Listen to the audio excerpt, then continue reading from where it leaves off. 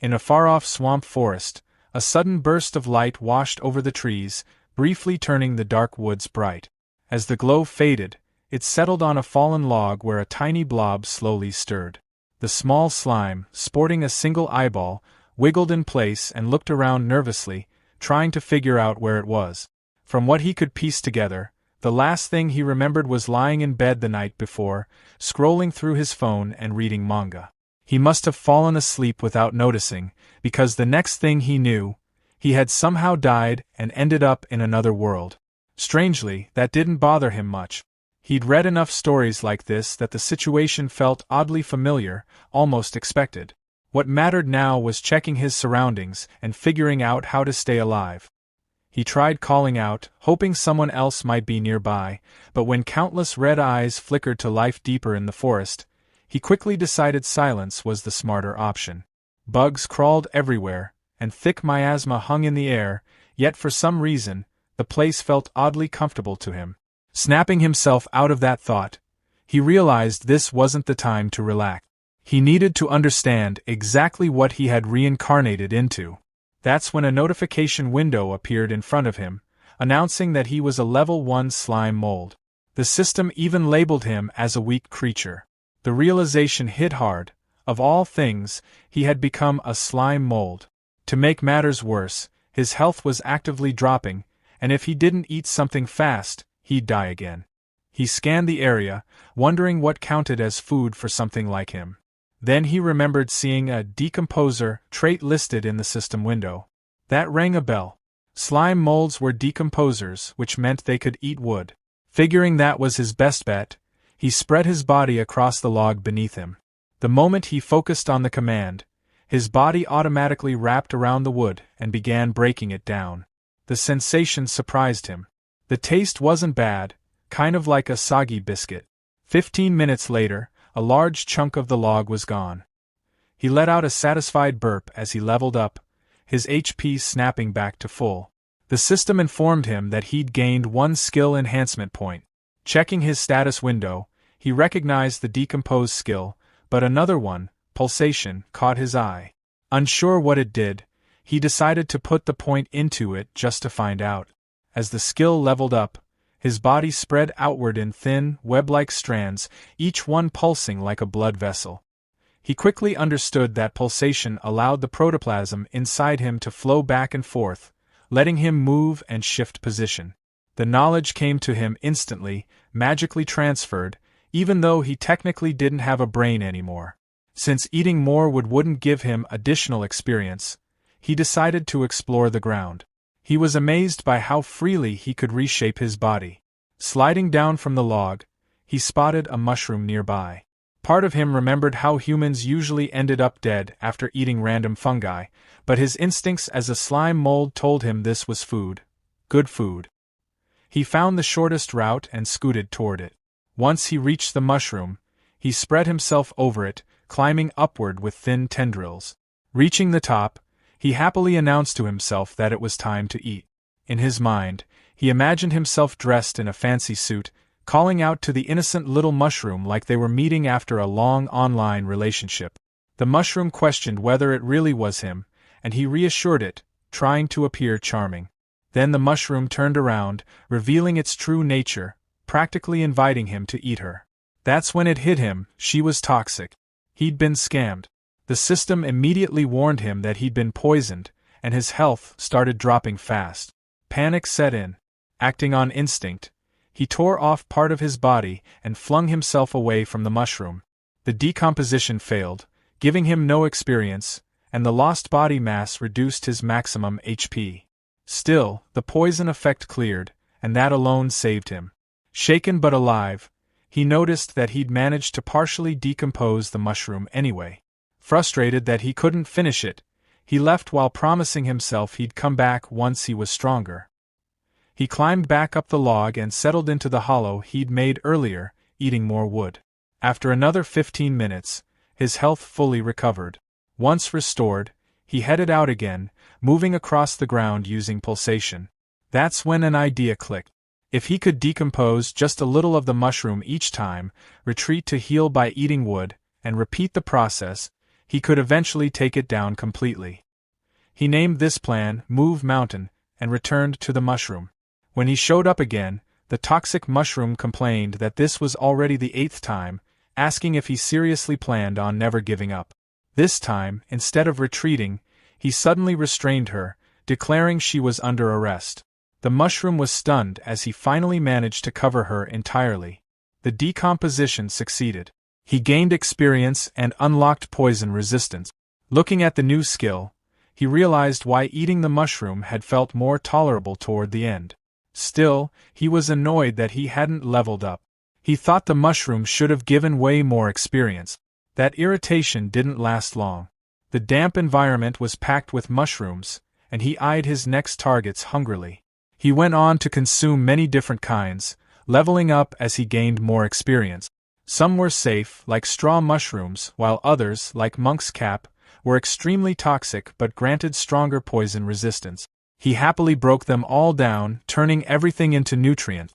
Eventually, he hit a point where mushrooms no longer gave him experience. Deciding not to waste them, he carried the extras back with him. The mushrooms clinging to his body worked as both food and protection.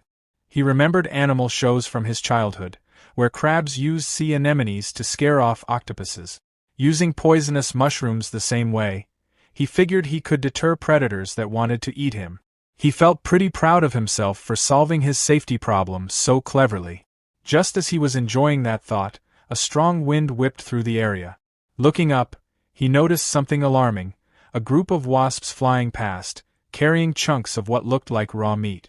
Staring at the giant hornets, Slimy wondered if the poisonous mushrooms stuck to his body might be enough to scare them off. He silently hoped they wouldn't notice him at all. Before anything else could happen, a long tongue suddenly shot out from the shadows, snatching one of the hornets out of the air. A green frog appeared and swallowed the massive insect in a single gulp. Slimy froze in horror. One predator was bad enough, but now another had joined the scene. The remaining hornets immediately swarmed the frog, attacking in a frenzy. From the sidelines, Slimy watched as they stabbed and bit at it. Individually, the hornets were clearly weaker than the frog, but their numbers made up for it. As the fight dragged on, Slimy couldn't help wondering whether they'd seriously injure each other. If they did, maybe he could sneak in and collect the leftovers. Logically speaking, decomposing monster corpses should give far more experience than wood or mushrooms ever could. Just as that thought crossed his mind, the frog suddenly opened its mouth wide. Activating some kind of empowered tongue skill, it lashed out and caught all the remaining hornets at once, swallowing them whole. Slimy was stunned. Then everything got worse. A massive shadow loomed overhead. Before Slimy could react, a giant snake lunged down at the frog, its jaws wide open. Blood sprayed across the swamp as the frog was devoured. Only then did Slimy realize the horrifying truth.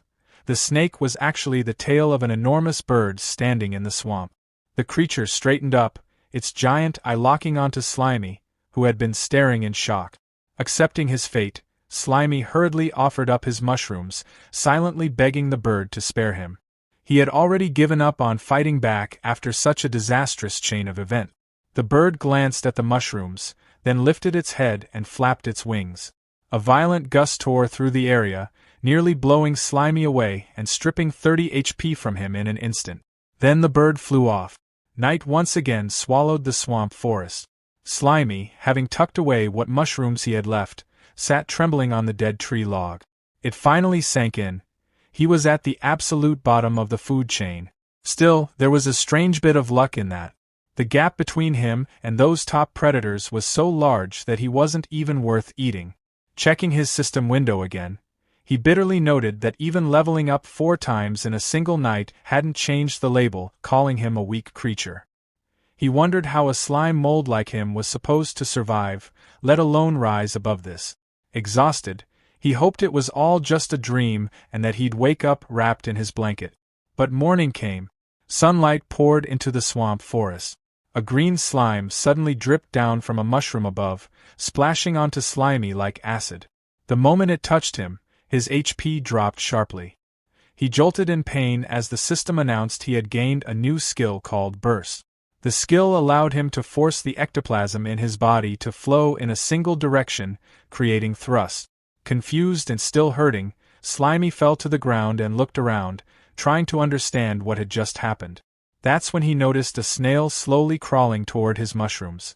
The snail activated a skill called acid liquor, melting the mushrooms into a sizzling puddle and slurping up the remains. Slimy shouted at the snail, finally getting its attention. It was one thing to steal his mushrooms, but dripping acid on his face and almost melting him crossed a line. The snail didn't seem to care. It kept eating and let out a small, pitiful whimper. Slimy snapped that playing the victim wasn't going to help. Still, as the snail lingered nearby, whimpering, Slimy hesitated.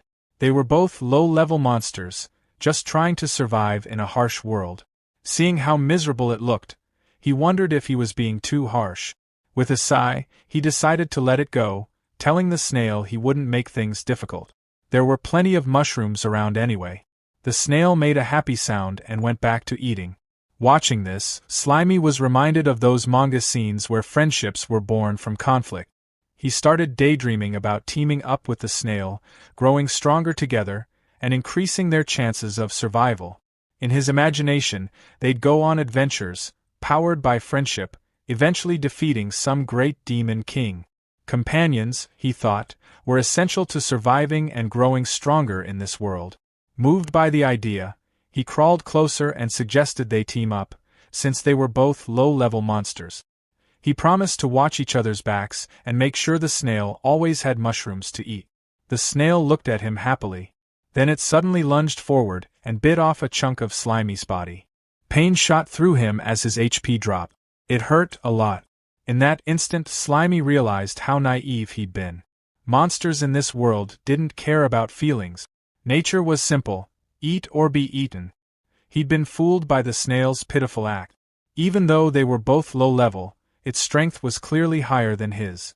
Deciding he needed to escape immediately, Slimy tried to pull away. The snail rose up and turned toward him, making it clear it had no intention of letting him go. Panicking, Slimy dumped his remaining skill points into pulsation. Pushing the skill to its limit, he surged forward. Both of them crawled across the dead tree, but after 3 exhausting minutes, they'd barely move. Worse, the snail was still right behind him. Slimy's panic grew when he realized its speed matched his own. The snail suddenly raised its head, its throat swelling. With a violent motion, it spewed acid liquor all over Slimy. His HP plummeted as his body split cleanly down the middle. For a brief moment, he wondered if his consciousness automatically stayed in the larger half. There was no time to think. The snail loomed over him, mouth open and dripping acid, then dove straight into his body and began eating. The half of Slimy that still held his mind barely managed to escape. He swore to himself that he'd endure this humiliation.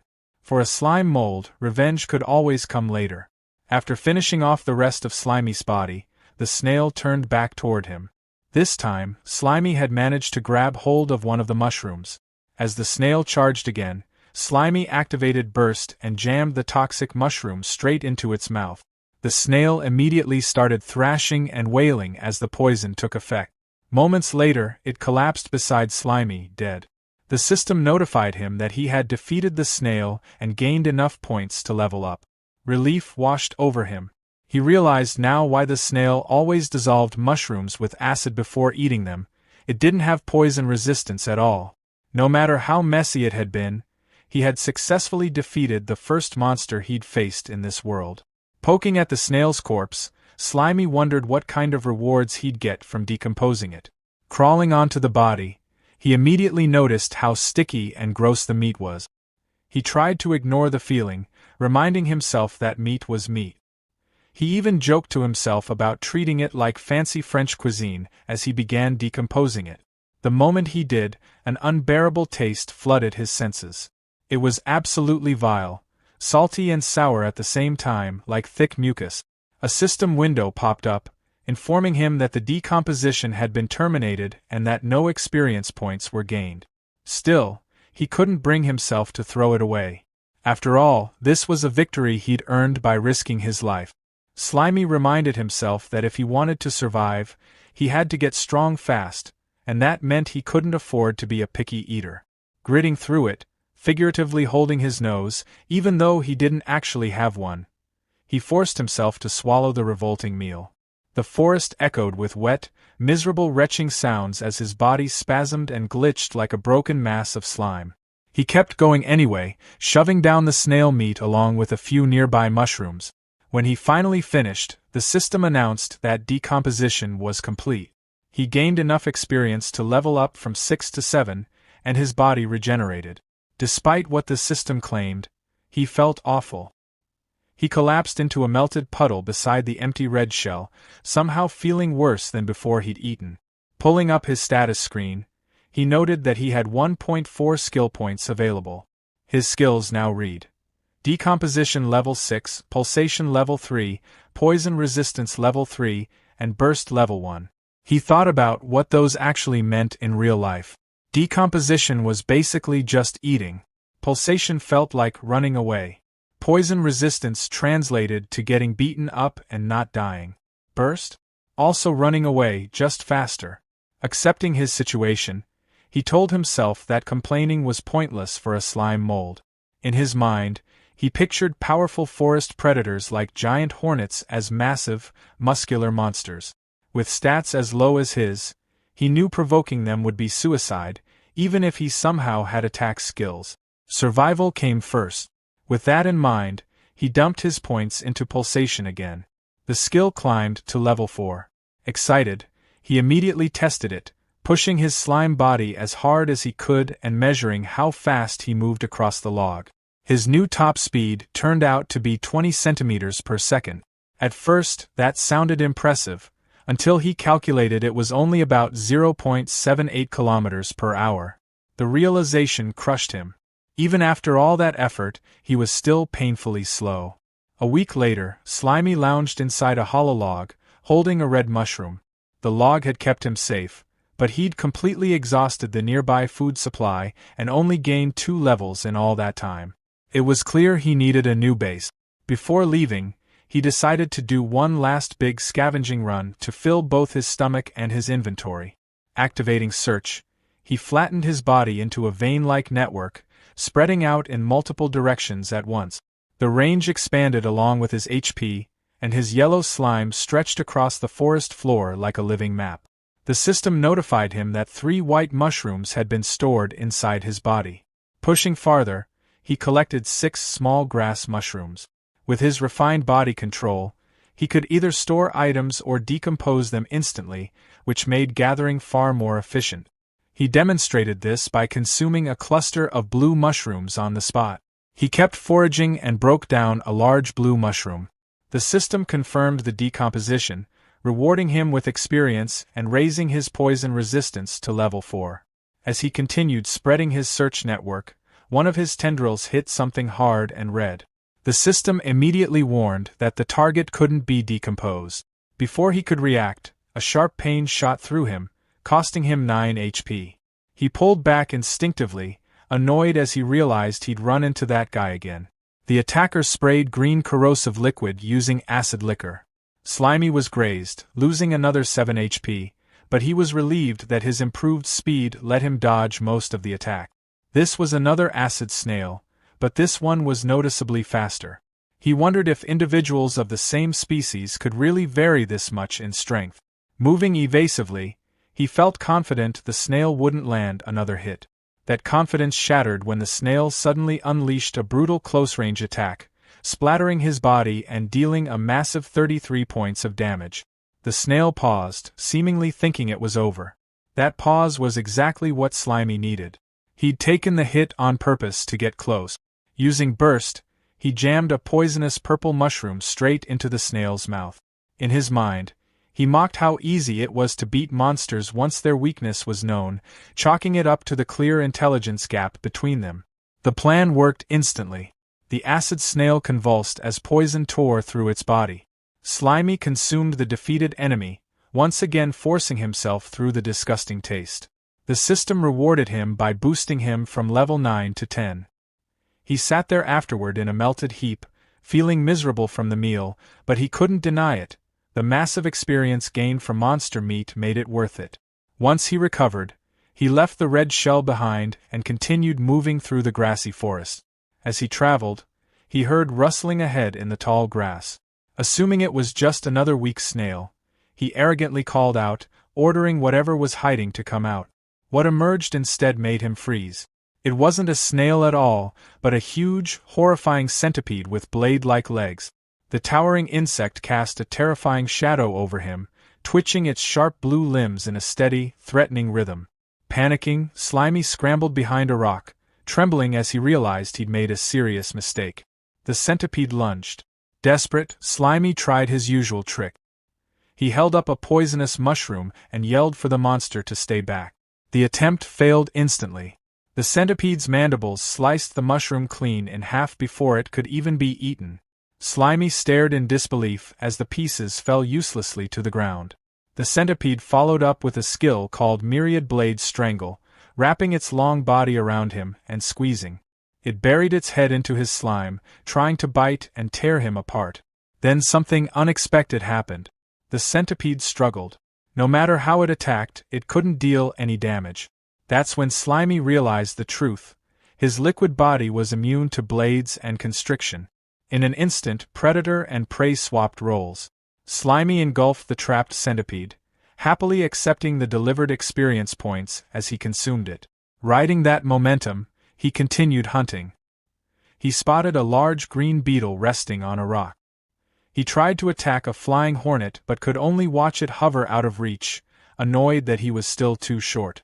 When he noticed a cockroach, he recoiled in pure disgust and decided to let it go, simply because he didn't want to eat it. Some time later, Slimy traveled through the forest in high spirits, humming to himself with a red mushroom held in his body.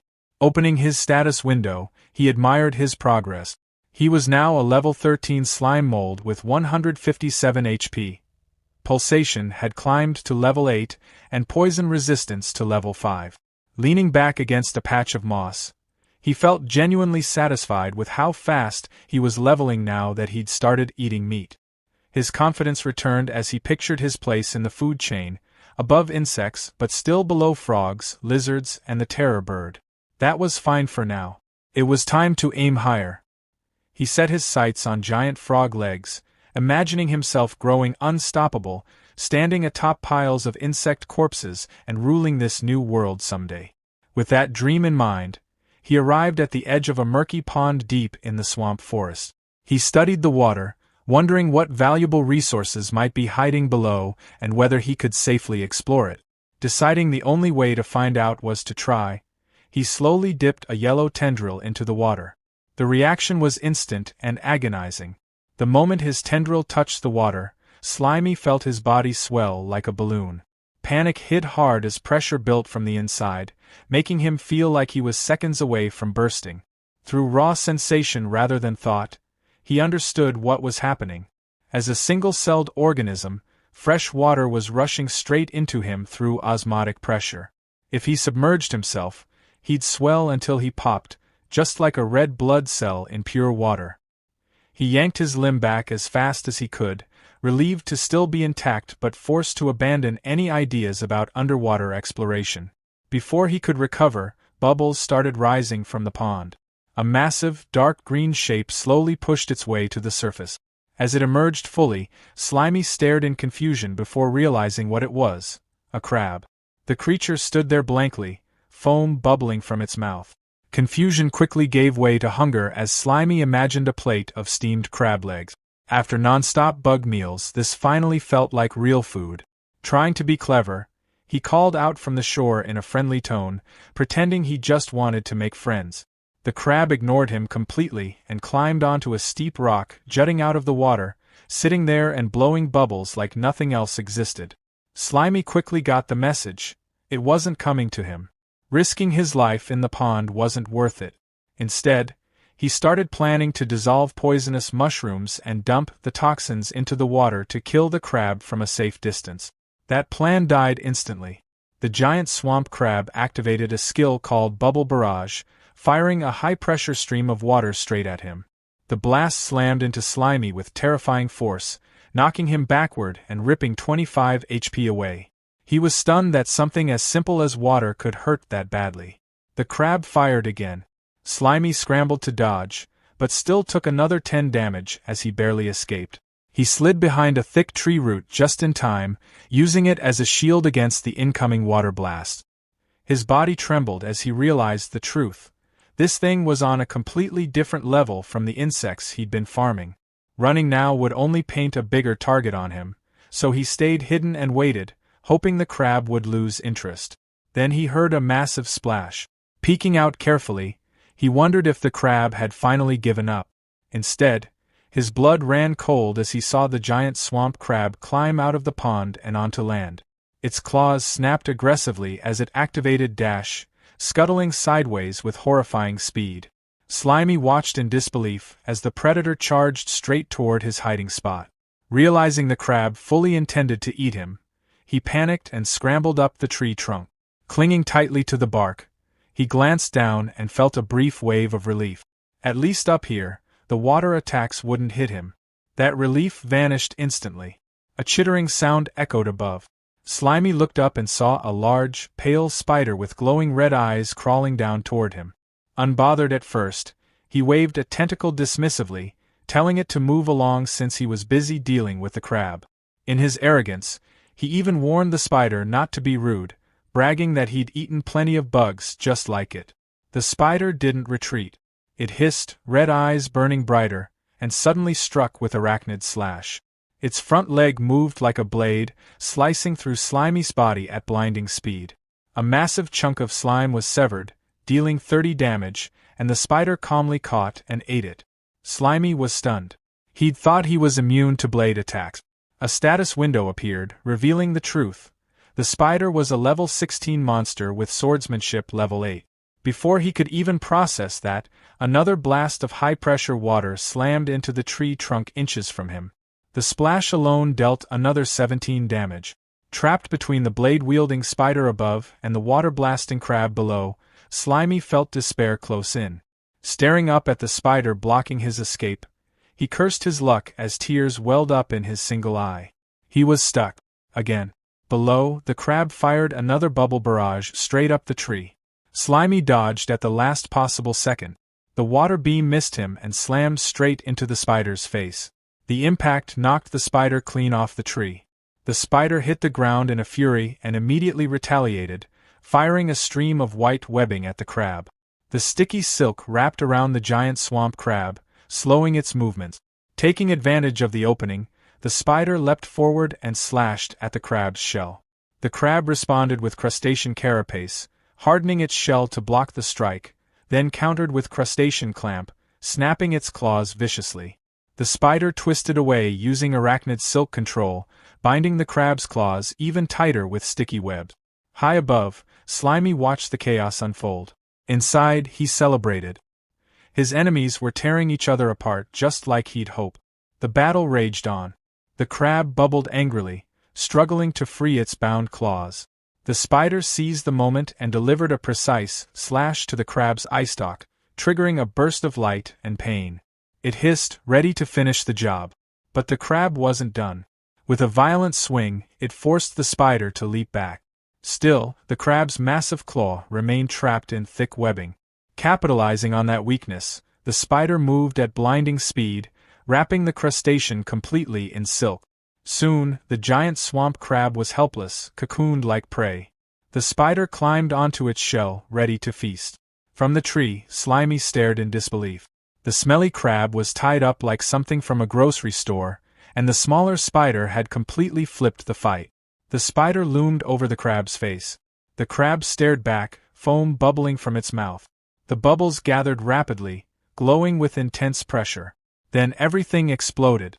A massive blade of compressed water erupted from the crab's mouth with a deafening roar. Water cutters spiraled outward, shredding the silk cocoon instantly. The spider was caught midair and sliced apart in an instant, its body torn into pieces. The desperate counterattack sent water blades flying in all directions. One sliced into the tree trunk, missing Slimy by inches. He shuddered, realizing the crab's survival instincts had triggered a terrifying hidden power. Below, the giant swamp crab collapsed, completely drained. It spat out one last weak stream of water before going still. The battlefield fell silent. The spider lay in pieces, and the crab lay motionless, wrapped in torn webbing. Slimy waited behind the tree roots until he was sure the attacks had stopped. When the danger finally passed, he emerged cautiously. Approaching the immobilized crab, he mocked it for wasting all its energy firing wildly and ending up in such a pathetic state. Still, he faced a problem. The creature was tough. Suffocating it was risky, and its clamped mouth meant he couldn't shove mushrooms inside. He needed to act fast before it recovered. Scanning the area, his gaze landed on a large, heavy rock. Spreading his body over it, he tried to store it using slime space. A system error flashed, insufficient space. He realized his storage capacity depended on his HP, which was still too low after the fight. Making a hard choice, he vomited up his entire mushroom collection to free inventory space. With nothing left stored, he successfully absorbed the massive rock. His yellow body bulged under the weight, slamming into the ground with a heavy thud. Complaining internally about how heavy it was, he dragged himself forward and slowly climbed the tree. Reaching a position directly above the trapped crab, he looked down and calmly declared that he had come to take its life. Letting gravity do the work, Slimy released his grip. He dropped like a stone.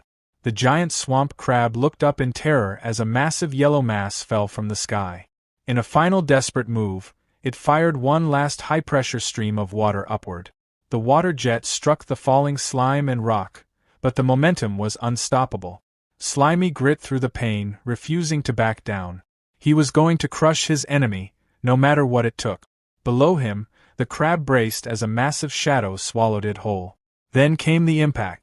With a deafening crash, the rock-filled slime mold slammed straight into the crab's shell, sending out a violent shockwave.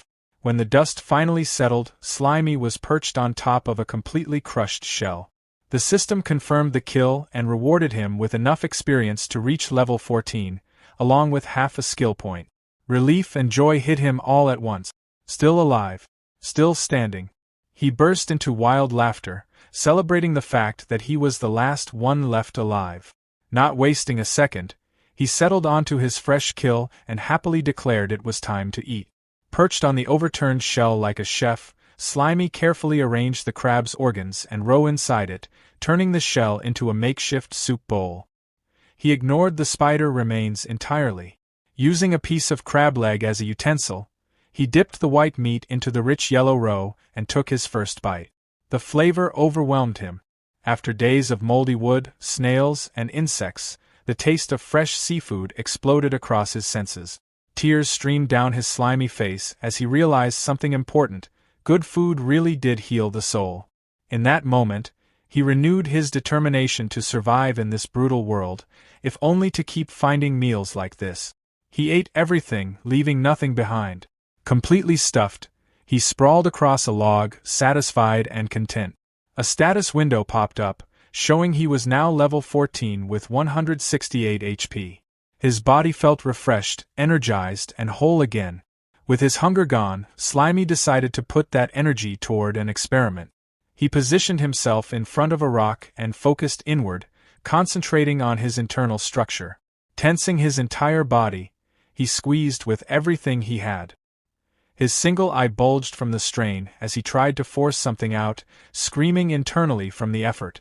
Panting, he glared at the rock, demanding the power to come out. His thoughts drifted back to the crab's bubble barrage. Skills could be learned through practice, right? The crab compressed water to fire it, so why couldn't a slime mold do the same? Fired up, he squeezed his internal fluids again, chanting for the attack to appear. He tried copying the crab's technique, but only a few weak squirts shot out of his backside in completely the wrong direction. He tried again, aiming forward this time, straining noisily. The yellow liquid just dribbled out uselessly. Exhausted, he collapsed into a puddle, complaining that he couldn't control either the direction or the force. For a moment, he felt defeated. Then the frustration hardened into resolve. Refusing to give up, he tensed every part of his body, compressing his internal fluids to their absolute limit. Suddenly, a high-speed jet of yellow fluid blasted out with tremendous force. His burst skill activated automatically. The projectile slammed into the crab shell, punching a clean hole straight through it. A system message appeared, announcing that Burst had evolved into a new skill, Cytoplasm Jet. The system explained that the skill launched his own cytoplasm as a projectile, using his body mass as ammunition. Slimy laughed out loud. The fact that skills could evolve through sheer practice thrilled him. Then a worrying thought hit him. His other skills had cooldowns. What if this one did too? To test it, he fired again. Then again. A rapid barrage of yellow shots tore into the shell. The system confirmed there was no cooldown. As he continued firing, the skill leveled up to level 2. That excitement faded quickly when he looked at himself. His body had shriveled into a thin, pitiful stick. A warning flashed, his health was critical. Each shot was consuming his own biomass as ammo. That meant his body was his only combat resource. Slightly disappointed that he couldn't become some kind of mage, he went back to eating the crab to restore his lost mass. While eating, an idea sparked. If eating restored him, what about the parts of himself that had been cut off earlier? He searched the area and found a large chunk of yellow slime lying in the grass. It looked way bigger than he expected.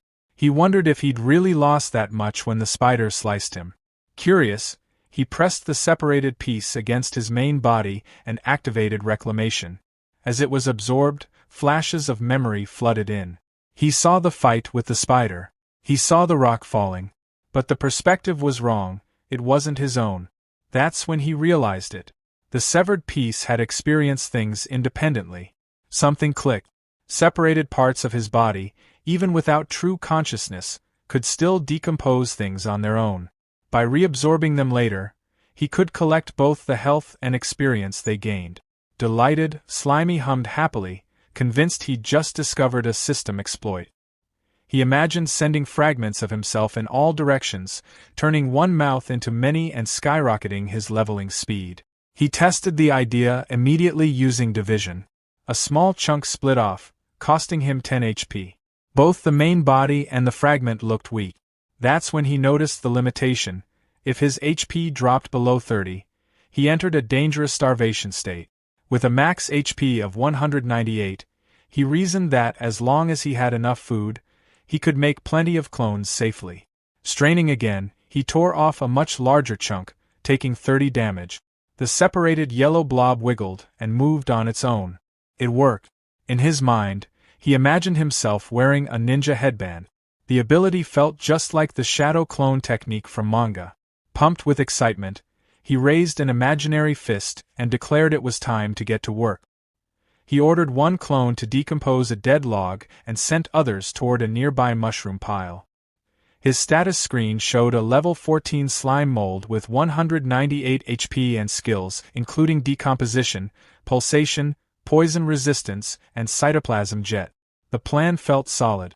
Let the clones farm resources while he stayed safe, eating leftover spider meat and keeping his main body at full health. Mastering his body more and more, he imagined himself with a cool armored humanoid shape. Confidence surged as he visualized attacks passing harmlessly through him. A normal thrust? Useless. A powerful slash? His body would just reconnect. Physical attacks couldn't threaten him. Still, his expression grew serious. There was one thing he hadn't tested yet. Magic. He wondered if magic could kill him where physical attacks failed. Maybe he hadn't seen magic yet because this world was closer to a savage animal kingdom than a fantasy one.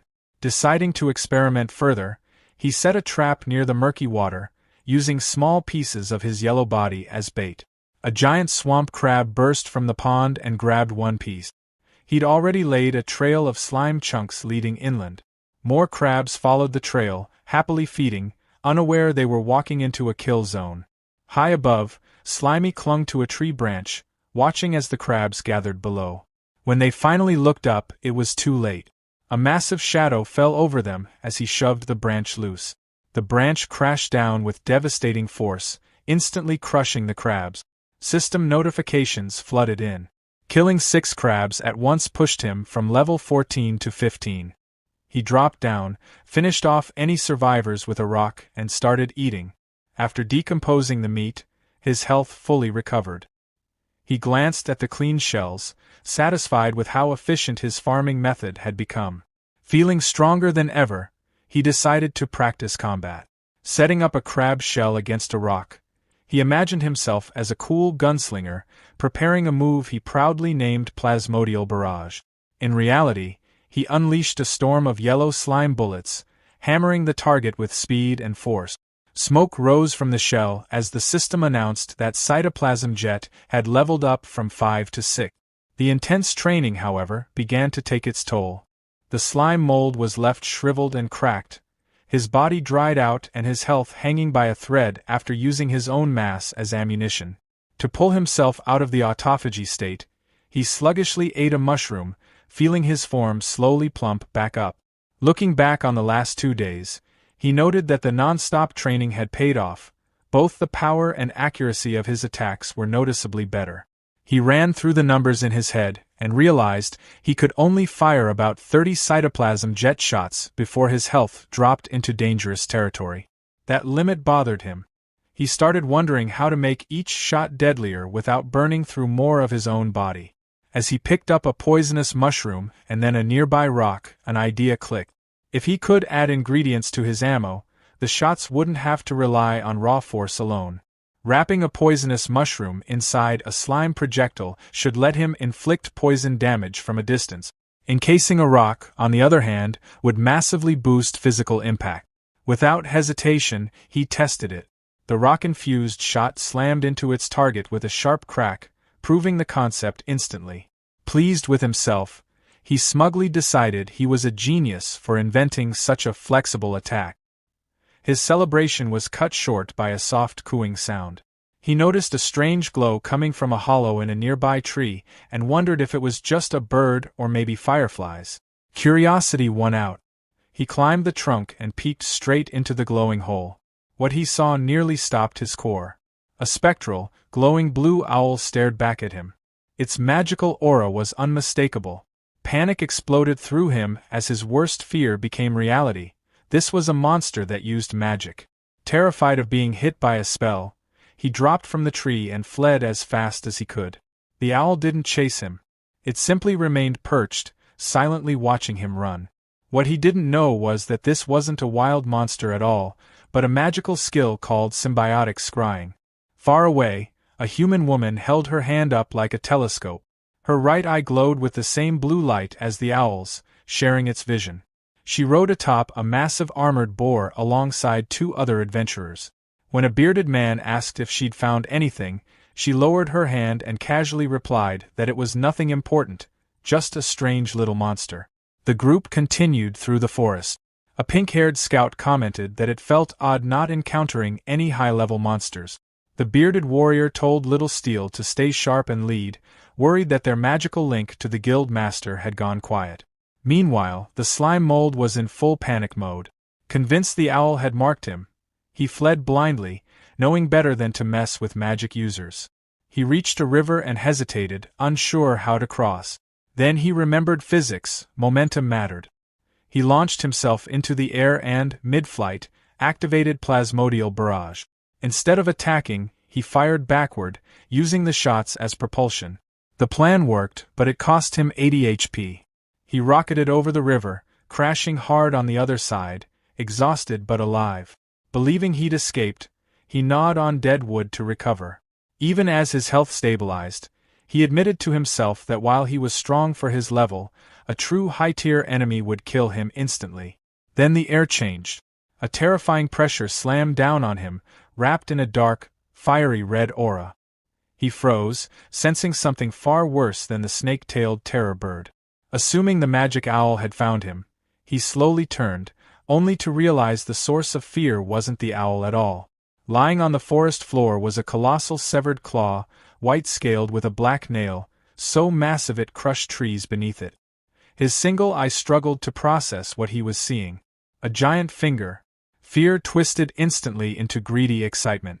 To him, this was a legendary golden finger, the kind of cheat-like power-up whispered about in stories. If he absorbed it, he was sure it would grant immense power, maybe even a massive evolution. Laughing wildly at his luck, He spread his body over the scales and activated dissolution, wrapping slime tendrils around the limb. Almost immediately, pain ripped through him. The object resisted digestion fiercely. A system alert flashed, decomposition failed. His skill was too low, or the level gap was simply too large. The limb's invulnerability activated, its overwhelming power repelling his cells. Instead of gaining experience, he started taking damage in wave. Realizing he was killing himself, he activated autotomy and severed the connection. A chunk of his body tore away as he recoiled. Staring at the finger again, he felt nothing but regret as tiny +1 experience messages floated up mockingly. He cursed himself for not upgrading decomposition sooner. The treasure was right there, yet completely unusable. He couldn't digest it, and his inventory was far too small to store it. Reluctantly, he decided to leave it behind, grind levels, max out his skill, and come back later. That plan shattered instantly. The ground began to rumble violently. The severed finger suddenly glowed, erupting with energy before blasting straight out of the earth. It tore through soil, rock, and trees, shooting into the sky. Shock waves and debris exploded outward. He spotted a blast racing toward him, and barely survived as it carved a massive crater nearby. Trembling, he crawled beneath a tree root, shaken to his core. The world suddenly felt terrifyingly vast. The farther he traveled, the smaller he felt. His arrogance drained away, replaced by caution. He chose to return to basics, hiding, decomposing dead wood, and growing stronger safely. Deep underground, the severed finger finally came to rest. In the darkness, it sat still, then erupted with a terrifying red and black aura, revealing it was far more than a dead limb.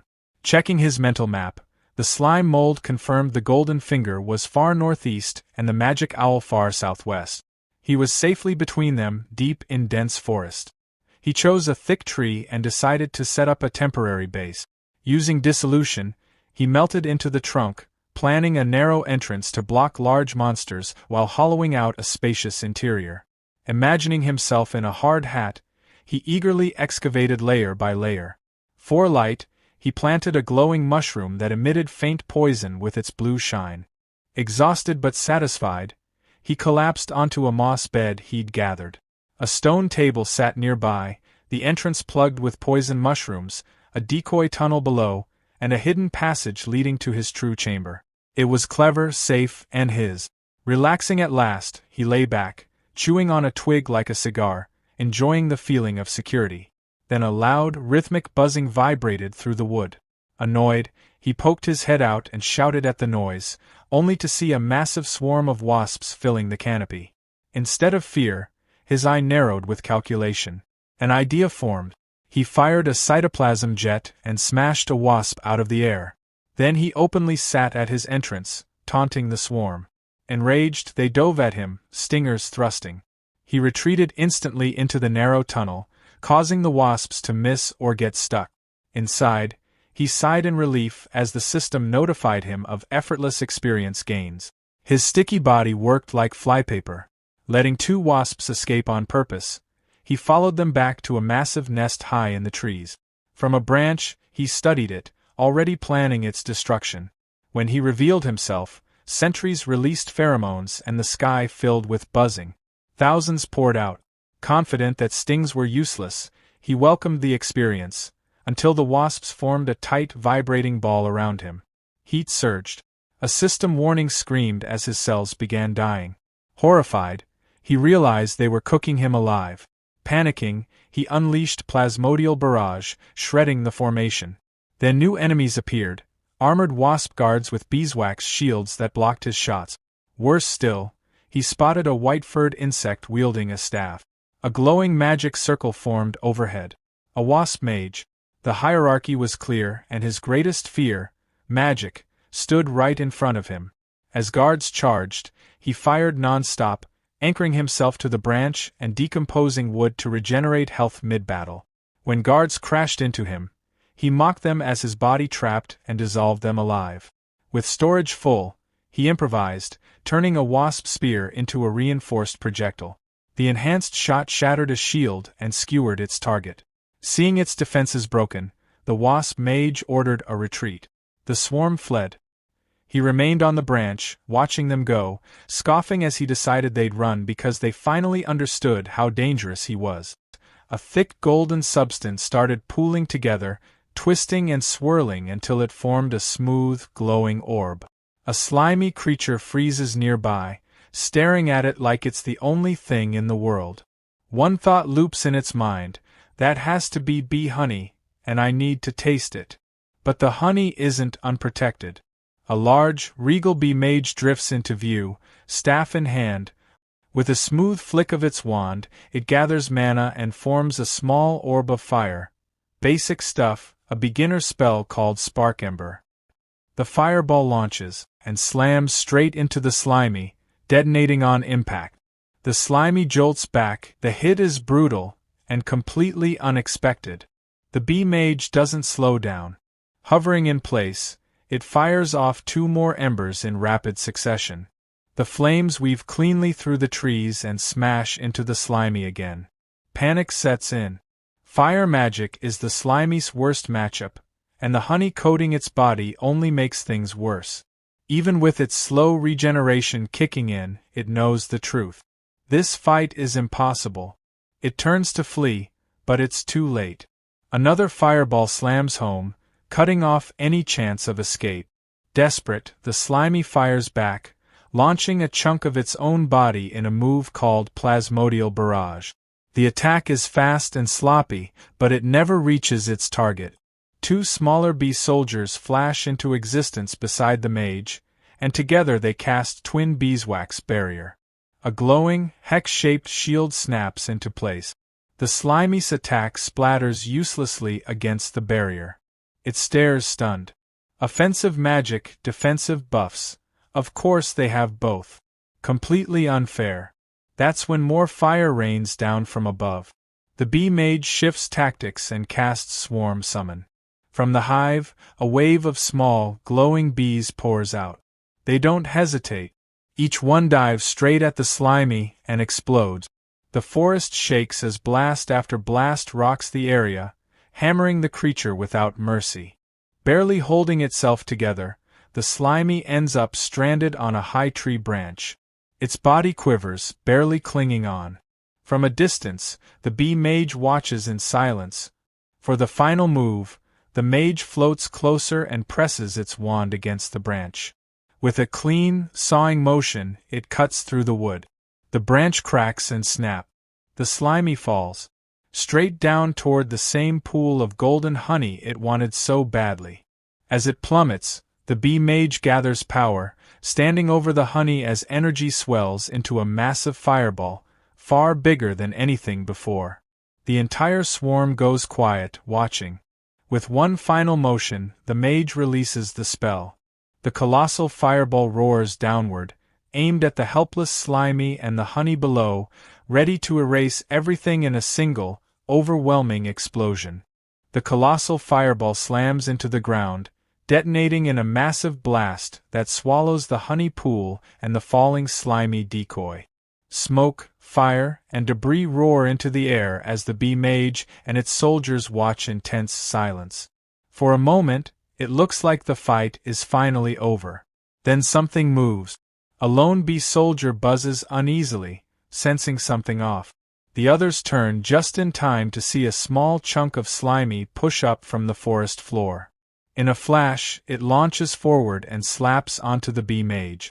While the main bee forces focused on the decoy outside, the nest itself had been left nearly undefended. From the very beginning, Slimy had been stretching its body underground, slowly forming a hidden tunnel straight into the heart of the hive. The creature shoved onto the branch and dropped into the explosion wasn't the real one at all, just a split-off decoy made at huge cost to Slimy's health. While the bees poured everything they had into destroying it, the real Slimy slipped away through its secret passage. Now deep inside the hive, Slimy slides through tight honeycomb corridors. It sends out thin tendrils, feeling its way through the maze. It passes a chamber overflowing with honey, but doesn't stop. This can wait. What it's after is far more important. Its tendrils suddenly break into a vast chamber. There, exposed and massive, is the Bee Queen. Before the royal guards can react, Slimy warned them not to move, saying their queen's life was in his hands as he threatened her with a rock. The queen screamed as he tightened around her, her pain echoing through the hive. The mage didn't hesitate and ordered the warriors to attack. Watching them rush him, Slimy felt a flash of disappointment. There was clearly no room for negotiation. In response, he crushed the queen's body and tore her head apart. The mage wasp froze in horror as the hive began collapsing almost instantly. Slimy hadn't expected it, but the queen bee functioned like a core machine. Once she was destroyed, the entire swarm naturally broke down and disintegrated. He'd briefly considered talking things out, but it became clear that even creatures with social structures were still driven by instinct at a low level. The system chimed in, informing him that he had met the requirements to level up. It also warned him that decomposing B-rank parts would no longer give experience after 24 hours, and that any HP exceeding his maximum would be cleared within an hour. He had reached level 21. This decomposition had greatly increased his poison resistance, and he'd unexpectedly unlocked a new skill called Central Command. However, when he tried to put a skill point into it, the system told him he didn't have enough subordinates to use it.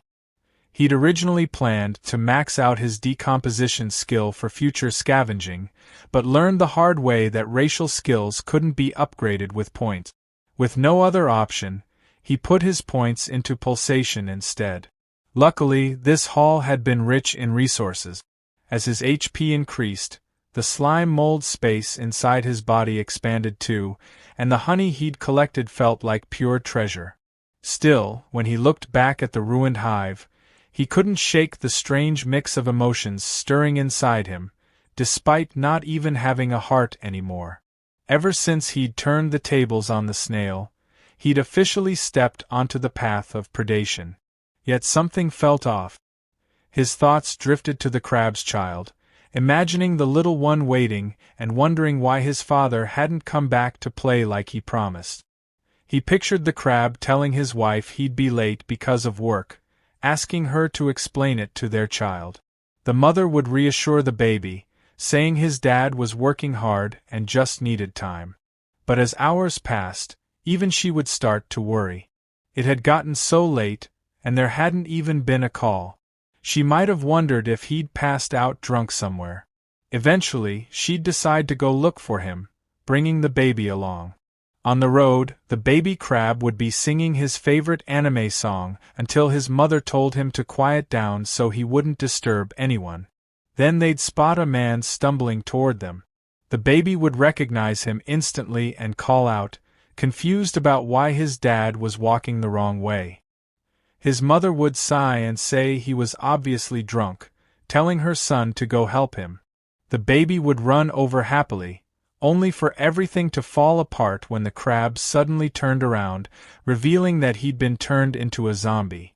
A slime monster had taken over his body, eating him from the inside.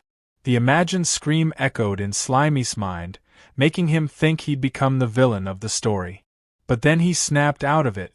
He realized he was overthinking things, probably because his mental foundation was still human. That lingering guilt came from who he used to be. Now, he was a slime mold in another world. He didn't have the luxury of choice. If he didn't hunt, he'd be hunted.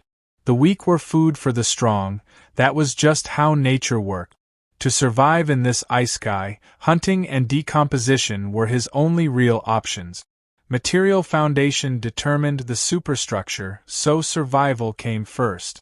With that decided, he turned his focus to reclaiming the split body he'd released earlier that morning, curious about what surprises it might bring. He rushed toward the location. As he got close, he slowed down, confused by the sight of a campfire. He crept forward and hid behind some bushes, wondering if humans were nearby.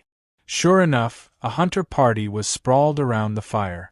One of the men casually asked Nia if she wasn't worried about getting poked while leaning against the pig. Slimy was surprised. It really was humans. Nia replied that the steelback's bristles were soft when it was relaxed, thanking it for its hard work and saying they'd be counting on it again tomorrow. Carter explained that they'd originally been searching for their guildmaster, but somehow ended up lost themselves. As captain, he blamed himself and apologized to the team. Cole pointed out that magic communication had been cut off, there were no signs of high-level magical beasts, and even the forest itself felt like a maze. With so many strange things happening at once, no one could have predicted this. He told Carter not to beat himself up. Even though they hadn't found the guildmaster, there was no need to panic. After all, he ranked among the top 3 strongest leaders of the 8 great guilds. Once they found their way back, they could just report everything to the church. Carter agreed that the guildmaster's strength was unquestionable, but reminded them that he'd been missing for 2 whole years. Rumors had spread that the church was suspicious of him, especially since he'd disappeared shortly after accepting a mission personally assigned by the Pope. 10 years ago, Guildmaster Goon founded the 100-Style Guild. Unlike other guilds with strict requirements, his guild accepted anyone regardless of race, profession, or level, as long as they followed its principles. No deception, no abuse, no evil. Every reward Goon earned from monster subjugation was distributed fairly, helping all members grow. Because of that, the 100-Style Guild became famous for its generosity and unity, quickly rising to become one of the 8 great guilds. But that rapid growth also drew suspicion from the church. 2 years ago, Goon left for the swamp forest on a mission and never returned. Without his protection, members were poached or drifted away, and the once glorious guild fell into a fragile state. Goon had seen potential in Carter, which was why Carter formed this squad to search for news about him. In the end, only Nia and Cole answered his call, and he was genuinely grateful to them. Nia told him not to worry, saying that without Goon and the 100-Style Guild, someone with a niche profession like hers might never have become an adventurer at all. Cole laughed and said that with her ability to control intermediate magical beasts, plenty of guilds would fight to recruit her. Even if something had happened to Goon, she wouldn't need to worry about finding a new place to belong. Nia snapped at him to shut his mouth and go to sleep, while Cole quickly told her to just pretend he hadn't said anything. As the group settled down, Slimy tried to eavesdrop, but from where he was hiding, everything sounded muffled and unclear. Gathering information from humans felt important if he wanted to understand this world properly, so he decided to take a risk. He stretched out a thin part of his body, using it like an antenna, slowly sending it toward the hunters to listen in. He barely had time to process what was happening when Cole suddenly sensed something wrong and instantly stabbed the extended slime with an ice spike. The system immediately warned Slimy that Frost was super effective against him, reducing his speed by 90%. Panic hit him hard. Cole calmly told the others not to worry, saying he'd already dealt with it, but the rest of the party was alert now, scanning the area. They soon spotted the slime impaled on the ice spike. The steelback boar walked over, sniffed it, and then casually bit the slime off the ice. Before Slimy could react, the boar started slurping him up like a noodle, dragging him toward its mouth. Slimy was sure this was about to be an instant game over, until Nia shouted for the steelback to stop. She said they shouldn't kill things indiscriminately. It was just a small, passing monster and clearly not a threat, so there was no reason to eat it. Reluctantly, the steelback spat Slimy out, and he landed right in Nia's hand. As she held him, she frowned slightly, saying he felt familiar, like she'd seen him somewhere before. Half curious, half serious, she asked if he wanted to form a monster contract with her. To Slimy, she looked like a literal angel. The idea of finally experiencing those classic ice-sky bonds made him instantly agree in his heart. Before anything could happen, Carter cut in and told her to stop fooling around. They still needed to find their way out of the forest tomorrow, and now wasn't the time to be collecting monsters. He added that wasting mana on a low-level slime was pointless. That comment hit Slimy harder than the ice spike. Nia shrugged and let him go. As Slimy landed on the ground, he realized something important. They couldn't hear him speak at all. That realization sparked an idea. Slowly, he stretched his body again, shaping himself carefully in front of them.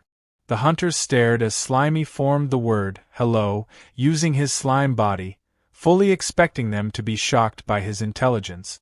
Instead, they looked mildly disgusted and assumed he was excreting waste. That's when it hit him. They didn't speak Chinese. The realization deflated him instantly.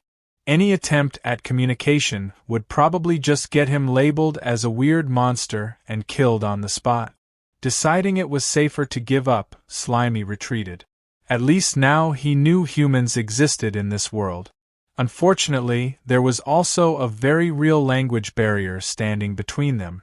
Under the moonlight, the slime mold bounced across the water, quickly putting distance between himself and the humans he'd just run into. Once he landed safely on the grass, he pulled back the magical threat he'd been holding onto. Magical surveillance was still his biggest weakness, and the last thing he wanted was to run into that spectral owl again. To distract himself, he decided to test out a new skill he'd picked up during the wasp fight. When he activated Nucleus Command, a digital grid spread out around him, scanning the area. His senses sharpened instantly, turning into something like a living radar. Soft beeps echoed in his awareness as the blue grid expanded through the trees, mapping the dark forest around him. He settled onto a rock and waited. The scan locked onto something familiar. He felt it immediately, one of his split bodies. That's when it clicked. Nucleus Command wasn't just scanning the environment. It was tracking pieces of himself. He shot through the forest, following the signal as it grew stronger. Soon, it led him to a fallen log where a huge, glowing yellow mass pulsed softly. He froze in shock. His clone had grown massive on its own. For a moment, he wondered just how much it had decomposed while he was gone.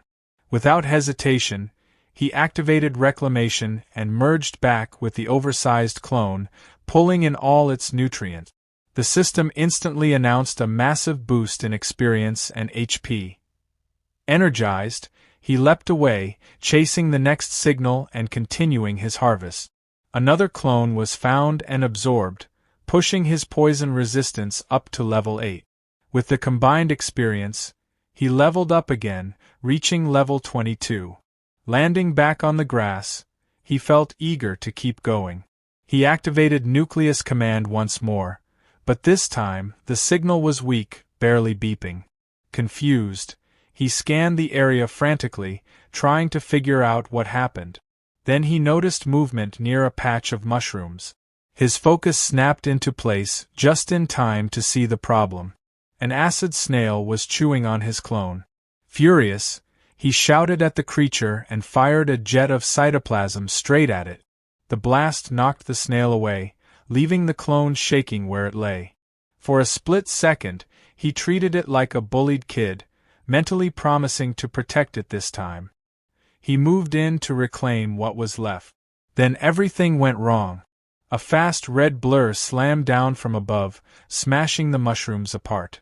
A long, sticky tongue shot out and scooped up the clone right in front of him. Before he could react, a fat green frog swallowed it whole and let out a satisfied croak. The slime mold stared in disbelief as the frog burped. Just like that, his experience was gone. Shock turned into pure rage.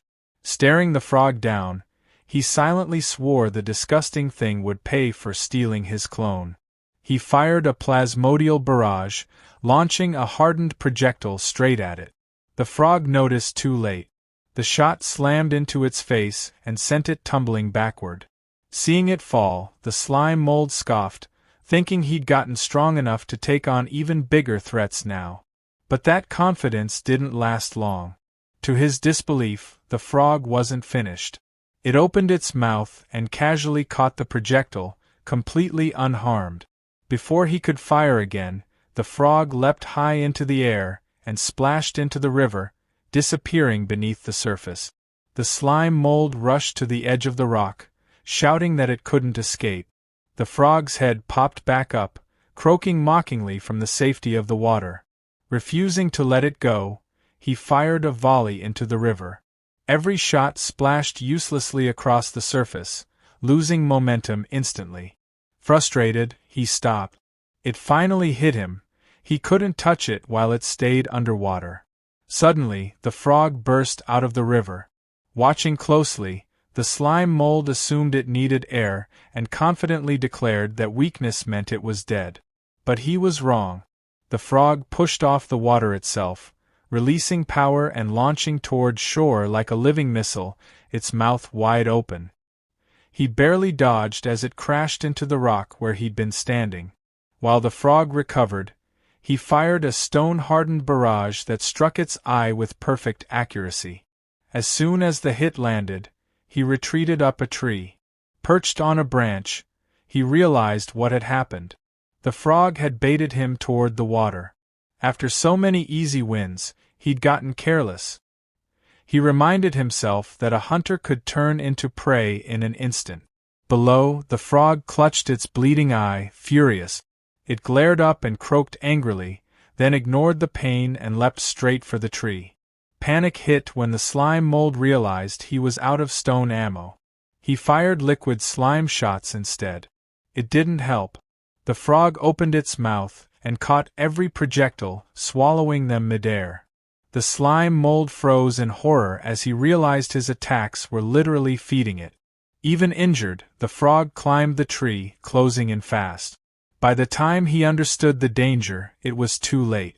The frog's tongue shot out and wrapped tightly around him. A brutal tug-of-war followed, the slime mold clinging to a branch while the heavy frog yanked downward. The strain became unbearable. The branch cracked, then snapped. As he fell, clutching the broken wood in terror, he saw the frog waiting below with its mouth wide open. In that split second, he used reverse momentum. Wrapping himself around the broken branch, he angled the sharp end downward and thrust it forward, screaming for it to eat this instead. The jagged wood pierced straight through the frog's mouth and into its brain. The impact sent the frog crashing back, blood spraying as the slime mold remained safe above.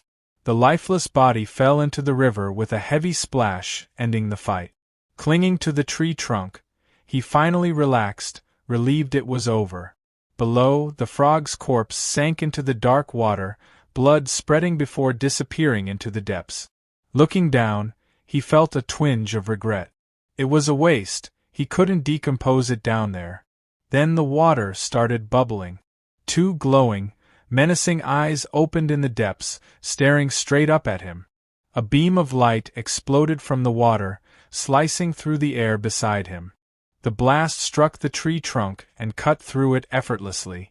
The next moment, the tree and the screaming slime mold were launched into the night sky. From the water below, the enemy revealed its new form, a pale, glowing entity with burning red eyes, activating sanctified fall. The slime mold was completely thrown off by the enemy's sudden transformation. He shouted in disbelief, wondering how a frog that was clearly dead could come back with this kind of power. The sanctified frog dragged itself free from the shattered tree, its glowing red eyes locked onto him with pure hatred as it prepared to finish the job. Without warning, swollen growths on the frog's eyes burst open, firing high-pressure streams of blood like laser beams. The slime mold barely dodged in time. The corrosive blood sliced into the tree where he'd just been, and in that instant he knew he was outmatched. He shot a strand of slime upward, snagged a higher branch, and swung away, leaping rapidly from tree to create distance. As he fled, his mind raced. A smart mold knew when to retreat. Still, it didn't make sense. This was supposed to be a low-level monster. Why did it have a third form when others barely lasted a second? Something about it felt wrong, and that only reinforced his decision to run. The sanctified frog refused to let him go. It roared and gave chase, moving with an unnatural speed. Using its tongue like a grappling hook, it swung through the air, matching the slime mold's movements almost perfectly and closing the gap fast. The frog unleashed sanguine lash. A whip of solidified blood tore through the air and sliced clean through one of the slime mold's tendrils, dealing 199 damage. He lost his grip and fell as a system alert screamed that a foreign substance had invaded his body. He realized the frog's blood was so toxic that even his level 8 poison resistance couldn't block it. The frog didn't stop. Diving down, it activated Tongue Lash. Its long, blood-red tongue shot out like a harpoon, wrapping tightly around the slime mold and yanking him downward. Even then, he scoffed, noticing the damage was only 1 point. He figured physical attacks meant nothing to a liquid body like his. That confidence vanished the moment he hit the river. Fresh water, his worst possible weakness. A red warning flashed as his cell osmotic pressure spiked dangerously, telling him to escape immediately or die. Before he could react, the sanctified frog lunged forward, jaws wide. Its mouth snapped shut, swallowing him whole. The frog floated on the water, looking satisfied. But then its mouth bulged and twitched. Inside, the slime mold was still alive, struggling desperately. The frog clamped its jaws tighter, forcing him down its throat. In the stomach, he was submerged in digestive acid, watching in horror as his HP drained at 33 damage per second. Panic overwhelmed him. He tried to eject his core, but exhaustion dragged him down. His split skill wouldn't activate. Above the surface, the sanctified frog croaked triumphantly, splashing as if celebrating its victory. Inside, being dissolved alive, the slime mold made a desperate decision. Instead of resisting the water, he leaned into it. He intentionally triggered his osmotic weakness. By absorbing water, his body began to expand rapidly inside the frog's throat. The frog immediately sensed something was wrong. It grabbed at its neck as it bulged unnaturally. The slime mold kept expanding, forcing himself into the frog's mouth and throat, determined to choke the monster to death by sheer size. To survive the damage while growing, the slime mold burned through every drop of hornet honey he had, restoring 400 HP per use just to keep expanding. With constant regeneration, his body ballooned to an enormous size, stretching the frog beyond its limits. Then it burst. With a massive explosion, the sanctified frog was torn apart from the inside. Blood and gore sprayed across the water as the slime mold's expansion completely destroyed it. Victorious, he floated on the river like a mountain of green slime as the system confirmed the kill and awarded experience. It also informed him that surviving the toxic blood had granted him a new antibody. Drifting among the swamp trees, he stared at his massive new form in disbelief. A status window popped up, showing a new passive ability. Osmotic Pressure Regulation, MAC. His HP had skyrocketed to 11,700, far beyond his normal max of 924. But a timer warned him that the excess health would vanish in 1 hour. He studied himself carefully. His size let him float like an iceberg. His lower body absorbed water, but his sheer volume allowed him to balance the pressure safely. Full water immunity wasn't something he'd planned, but it was a huge bonus from his reckless gamble. Then he noticed the timer again. Nearly 10,000 extra HP, making him practically invincible, was about to disappear. His expression shifted, turning serious and greedy. He'd burned all his precious honey to reach this form, so he needed to squeeze every possible benefit out of it. He laughed wildly, imagining himself as an unstoppable kaiju. That's when an idea hit him, something like that rolling sticky ball game. He decided to roll through the forest and collect everything in his path. In his massive form, he barreled through the flooded forest like a natural disaster. Vegetation vanished beneath him as system notifications popped up non-stop, confirming decomposition and awarding experience. He plowed through trees and brush, efficiently farming resources before the time limit ran out. Underwater, fish swam peacefully among the roots, until he crashed in. The fish scattered instantly.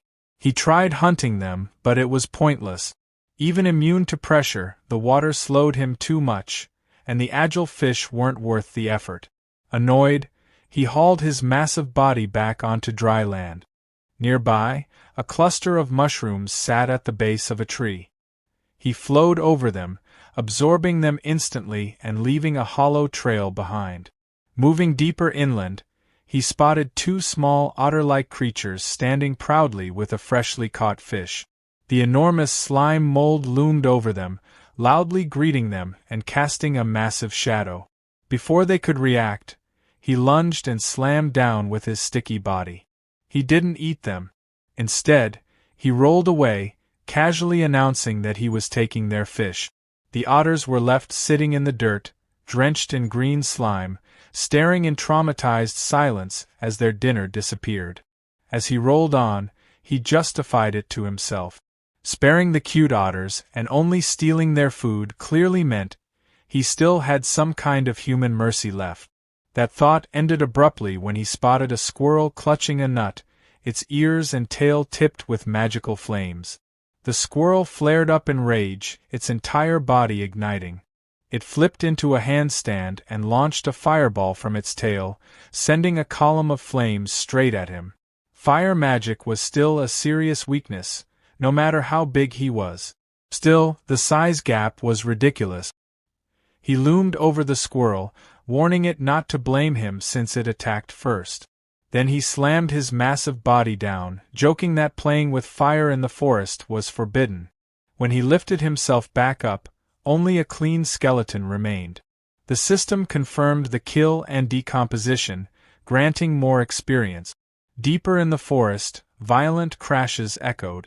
A large, muscular lizard was hurled through the air and slammed into the ground. Standing opposite it was a towering tree monster, a glowing crystal embedded in its chest, branch arms waving aggressively. The lizard pushed itself up, its throat swelling as it prepared a counterattack. It unleashed a powerful stream of liquid from its mouth. Acid sprayed over the tree monster, sizzling violently. The bark and flesh began to melt as the creature writhed in agony. Even as its body melted away, the tree monster wasn't finished. A glowing seed shot out from its collapsing form and landed neatly inside a hollow stump nearby. Drawing power straight from the earth, the stump pulsed with energy and regenerated almost instantly, restoring the tree monster as if nothing had happened. The lizard snarled in frustration when it saw its enemy return. Deciding to end things fast, it activated Wild Rush and charged forward at incredible speed. In response, the tree monster thrust out its branches like spears, trying to stop the assault. The lizard twisted and weaved through the attacks, dodging with impressive agility as it closed the distance. It stepped in, jaws ready to bite, but the tree monster reacted faster. A sharp branch snapped around the lizard's arm, piercing straight through its tough scales. Before it could pull free, strange white buds began sprouting along the branch, rapidly spreading and locking the lizard in place. One of the buds bloomed into a grotesque flower right in front of its face. The lizard stared at it, its eye reflecting the petals. Then the infection hit. Red tumors erupted instantly from the lizard's pupil. In the next moment, its eye exploded in a spray of blood. Blinded, it screamed in agony. The tree monster followed up immediately, slamming its heavy branch into the lizard's body. The impact sent the beast flying, crashing hard into the rocky ground. Despite being battered and blinded, the lizard refused to stay down. It staggered back to its feet and activated thermal vision to compensate for its lost sight. Heat signatures flooded its perception. The tree monster's branches now appeared as glowing streaks. With a powerful leap, it launched itself high into the air. Tucking its body in, it spun rapidly, turning itself into a living drill. Activating Sharp Tail, it used the momentum to deliver a devastating downward strike. The attack tore straight through the tree monster, smashing it apart into splintered wood and green pulp. As the monster's core shattered, the lizard roared in victory, blood and saliva dripping from its jaws. But the win came at a cost. The parasitic flower continued blooming from its ruined eye socket, its roots burrowing deeper into its flesh. The giant slime mold came barreling down the hill without hesitation. It rolled straight over the wounded lizard, crushing it under sheer weight and absorbing it completely. A system alert briefly warned of a foreign object, but his antibodies neutralized it instantly, awarding him experience for the decomposition. He paused for a second, mildly confused by the warning, then shrugged it off. There was no time to think. He needed to eat as much as possible before his time ran out. As he continued flattening everything in his path, something started to feel off. He had rolled across what should have been hundreds of acres, yet the forest around him still looked impossibly dense, like he hadn't reduced it at all. Then the ground shook.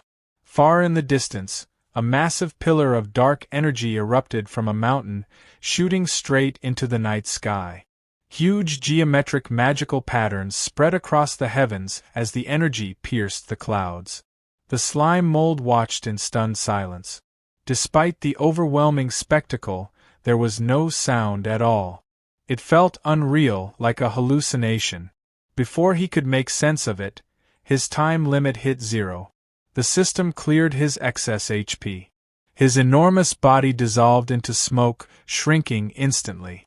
In seconds, he was back to his original small, spiky form, resting on the grass.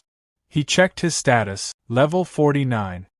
He'd gained the Weak Creature Lord achievement, and his HP had jumped to nearly 3,000. Then another notification popped up and ruined the mood. Nutritional overload was complete. The next requirement was 5 times higher, and he wouldn't gain any experience for the next hour. Lying in the crater his giant body had left behind, he muttered cynically, wondering if his fancy new title just meant he was king of kindergarten monsters. His body churned unpleasantly. Overeating had left him nauseous. Opening his inventory, he found it packed with junk. Rocks, wood, bones, all kinds of useless trash. Knowing he had to clear it out, his body convulsed as he vomited a massive pile of items onto the forest floor. When it was over, he lay there, deflated beside the debris. He felt lighter, but also bored. With XP locked, there wasn't much to do. Then another notification appeared. At level 60, he would be able to choose between a class change or evolution. His excitement exploded. This was the real path to power. He reasoned that mimicry was probably tied to class changes, while evolution sounded like a fundamental upgrade, something like an animal gaining human-level intelligence. His imagination ran wild. He pictured himself as a slime mold mage, mastering magic and ruling the world in this ridiculous form. He laughed to himself, until the sound of wings snapped him back to reality. Looking up, he spotted 3 fast-moving figures flying through the trees. His mood shifted instantly. Armed wasp mages. The same magic-using hornets he'd fought before, and there were 3 of them. Facing that many at once would be dangerous. Curious about their destination, he decided to follow. Leaping from tree to tree, he trailed them at a safe distance as they flew deeper into the forest. When he reached a clearing, he froze in shock.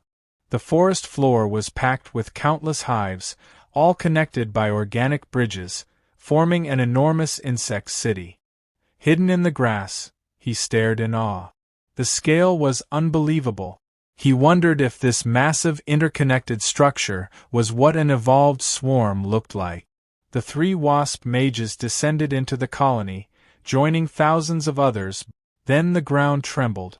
A massive clawed foot slammed down, crushing an entire hive instantly. A colossal bird stepped into view, a snake-tailed terror bird towering over the ruins. The bird ignored the wasps completely. It ripped open the hives and greedily devoured the larvae inside. Watching from cover, the slime mold broke out in a cold sweat. He recognized the species immediately. The red one had once scared him so badly he'd nearly given up on life, though this blue variant felt different. The colony fought back. Thousands of soldier wasps launched a coordinated dive bomb attack from every direction. But the bird's defenses were absurd. Stingers bounced off its thick feathers. Attacks aimed at the snake head on its tail failed too, unable to pierce the hardened scales. Physical attacks were useless. Switching tactics, the swarm blanketed the bird in insects, trying to suffocate or overheat it. The bird simply shook itself, sending thousands of wasps flying like dust. With brute force failing, the 3 wasp mages finally joined the battle. Hovering above the predator, they activated glowing magic circles and began summoning dozens of fireballs, all aimed directly at the towering terror bird. Explosions tore through the clearing, turning it into a furnace and blasting apart the hives. From his hiding place, Slimy could only stare, stunned by how strong the magic was. He expected the blue bird to be wiped out, but instead, it drank the fire like it was nothing. Its blue feathers burned into a bright, glowing red as it absorbed the spell. Fully charged now, the bird screeched and locked its gaze on the mages. The wasps hesitated, suddenly terrified. With one sharp snap of its snake-like tail, the bird ripped straight through the hives. The snake head scanned the area with heat vision, spotted survivors, and crushed a wasp in seconds. As the swarm collapsed, Slimy realized what had happened. The bird had baited the mages into powering it up. It wasn't just strong, it was clever. He decided to stay hidden and wait until it left so he could scavenge what was left behind. Then everything changed. One of the bird's wings suddenly froze solid. A group of human adventurers had arrived, drawn in by the noise. Nia Ross identified the creature as a snake heron, while Ray Carter warned everyone it was a Lord-level threat. Watching from the rocks, Slimy recognized the group from his past. The bird flexed as heat rolled off its body, melting the ice and breaking free with barely any effort. Ray Carter told Cool Fern to prepare a massive spell while he held the monster back. Cool Fern nodded, his staff lighting up with stored power. The snake heron struck with a massive claw, which Rake blocked with his shield. The impact nearly crushed him, but he forced a shield counter that blasted the bird backward. The rebound shattered his shield, leaving him exposed. The snake tail lunged for his throat, but Nia's boar, Little Steel Back, slammed into it, knocking it off course and giving Rake time to retreat. The bird didn't waste a second. It unleashed all the fire it had absorbed in a massive blast, like a dragon's breath. Cool Fern slammed his staff into the ground, raising a towering wall of ice just in time. The team took cover as fire and ice collided, flattening the surrounding trees. From his hiding spot, Slimy watched in pure terror, realizing just how far out of his league this fight was. The ice barrier started to melt. Cool Fern shouted as he poured in everything he had left, but the wall finally shattered. When the smoke cleared, the ground was scorched, but the humans were still standing. Slimy could only feel miserable about how weak he was compared to them. Exhausted, Cool Fern admitted he was completely out of magic.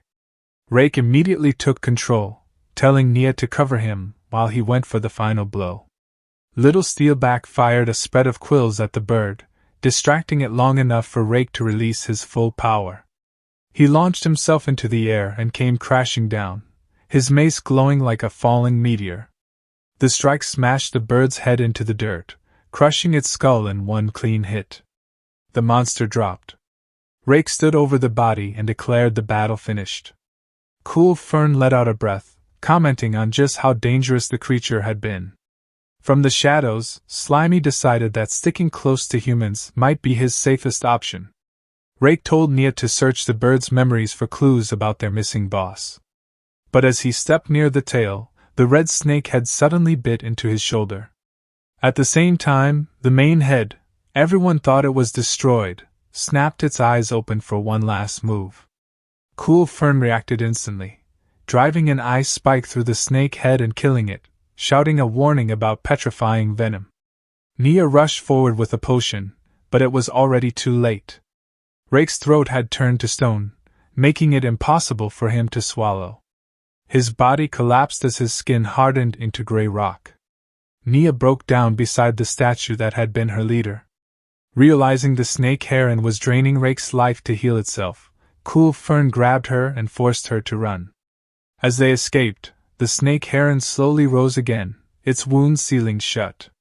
It watched them flee, then let out a sound that made it clear who truly ruled the battlefield. Cole gulped down a stamina potion while running, admitting between breaths that he'd misjudged things badly. He said the snake bird wasn't just lord level, it was already on par with a high-tier monster lord. Still, he believed there was hope. If they could make it out of the forest within a week and get the church to send a royal priest, Carter might still be saved. That hope shattered when the snake bird caught up. It slammed down in front of them, cracking the ground on impact. Cole stared in disbelief, muttering that it had regenerated far faster than he expected. He told Nia he'd take command from here. The bird lunged, claws flashing. Nia froze, panic taking over as she asked him what they were supposed to do. Cole told her not to be afraid. He said he'd already thought this through. He ordered her to conserve her magic for now, they needed to escape this cursed forest later. Then he began casting, unleashing an ice-gatling barrage. Frozen bullets hammered the snake bird, locking its legs in place as ice piled up around them. But the monster broke free. Heat built in its throat, it was about to cast high-tier flame magic again, and Cole knew immediately what was coming. He shouted at Nia to ignore everything else and just run. Seeing him walk straight toward the bird, Nia demanded to know what he was doing. Cole answered calmly that he had no choice. If he didn't pin it down here, either of them would escape, and immediately cast high-tier magic, summoning a glacial barrier, a massive wall of ice that rose between them. Nia screamed his name, but the other side of the wall was instantly swallowed by flames. The heat and light tore through the forest, leaving her devastated. Nia clenched her teeth and swung herself back onto Little Steelback's back, urging it forward as she rode away. She knew she had to leave this place immediately, and report everything about this twisted forest to the church. Staying any longer felt dangerous. Just then, her owl caught up to her. Nia felt a rush of relief. She had thought she'd lost it earlier when their magical connection was cut. Seeing it again was a huge comfort. With her owl's vision guiding her, finding a way out of the forest should have been much easier. But that hope shattered almost instantly. The owl didn't respond to her call. Instead, it flew past her and landed silently on a nearby branch. Confused, Nia looked up and froze. When the owl turned around, she saw its eyes bulging unnaturally, filled with something alien. The sanctified fall parasite had infected it. At the same time, far away in a sealed space, another scene was unfolding. Mountains of dead monster bodies were scattered everywhere, weapons still embedded in their flesh. Guild Master Goon stood among them, staring at a system window warning him that his energy and mana had reached their time limit. He already understood what that meant. Suddenly, the dead flesh around him began to move. The corpses flowed together, merging into a single massive body. The entity that formed commented calmly that Goon was panting, clearly struggling to breathe. Over the past 2 years, Goon had exterminated every high-level magic beast in the swamp forest. This entity had died by his hands countless times already. It wondered aloud if Goon had finally used up all his assets. This being was Ko Yalawa, the king of the swamp forest. Ko Yalawa asked what Goon had been muttering to himself about earlier, guessing it was the thing he called the system, the same thing that helped him turn his guild into one of the 8 great guilds. It claimed to know the secret of Goon's body as well, having gathered similar information through transmigration across other universes. It explained that forcing Goon to give everything he had, sparing nothing, was the only way to truly strangle and kill him. That was why Goon had been lured into this trap. Even so, Ko Yalawa admitted it hadn't expected Goon to grow this strong, or to still be hiding so many trump cards. With a cold tone, the entity offered him one last choice. After destroying everything Goon had built, would he prefer to be turned into a corpse puppet? Or would he join them and take part in the grand plan of dimensional ascension? Goon said he'd already made his decision. Picking up his weapon, he answered by slashing forward, declaring he would kill them all. Koyalawa laughed, calling it pointless. Inside this eternal barrier, it was immortal and undying. It asked if Goon really understood that. Another mass of flesh surged up from behind to attack, mocking him for still being nothing more than mortal flesh. His heavy breathing proved he was nearing his limit. If he refused to cooperate, he would die. Goon didn't argue. He calmly took another item from his inventory and threw a vial at Koyalawa. It shattered on impact, spraying true holy water everywhere. The entity recoiled in shock as the holy water spread, burning through its body. Goon explained that true holy water scorched the soul itself. Even physical immortality was meaningless in front of that power. He admitted it was unfortunate. He'd been saving it for the true mastermind behind everything, but it had to be used here. Koyalawa cursed him, ranting that even angels had fallen and demanding to know where he'd obtained true holy water. Before an answer could come, Koyalawa was no more. The holy fire kept raging, swallowing the battlefield in blinding light. Goon stood inside the flames when a system warning suddenly flashed in front of him, alerting him to a massive energy spike. The message made his chest tighten. The target was regenerating. A surge of golden power exploded outward. Instead of the monster burning away, its flesh knitted itself back together, rising higher and more imposing as the chaos settled. Goon stared in disbelief. He knew true holy water didn't just burn the body, it scorched the soul itself. A soul that was completely erased shouldn't be able to come back, even in a sanctified environment. So how was the enemy still standing? As the smoke thinned, the monster revealed its new form. Kidoyawa hovered above the ground in what the system identified as sanctified fall mode, a horrifying floating red sphere, studded with writhing tentacles and a single unblinking eye at its center. The creature laughed, its voice dripping with mockery, making it clear Goon's supposed trump card had failed. Goon demanded to know how it had adapted so quickly. Kidoyawa sounded almost pleased as it explained that the answer lay with Goon himself. It reminded him of the Dragon Emperor's finger he had sliced off earlier. Back then, Kidoyawa had wondered how a spear could cut through a Dragon Emperor's skin. The answer, it realized, was the true holy water coating Goon's weapon. When that finger had fallen into the forest and gone missing, it landed near weaker monsters. That triggered an invisibility-type attribute, allowing the fragment to be located and reclaimed. By absorbing the finger, Kidoyawa learned the secret of the holy water. Since Goon had only used a thin layer on his blade, the monster was able to adapt to the holy energy lingering in the severed limb and gain immunity.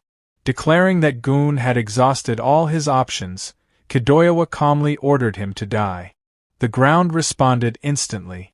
It rumbled and split apart as enormous stone hands erupted from the earth, towering over Goon. One slammed down, aiming to crush him flat. Then another. And another. The attack turned into a brutal barrage as countless hands smashed the ground over and over again, burying him under sheer force. The assault ended with a spell, abyss magic, earth burial, leaving a massive crater beneath the floating monster. Buried deep under the earth, Goon felt crushing pressure from all sides. His spear reacted on its own.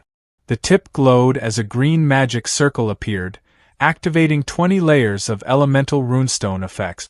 Earth attribute absorption kicked in, neutralizing the weight and magic pressing down on him. The moment the pressure vanished, Goon exploded out of the rubble, launching himself skyward with his weapon blazing.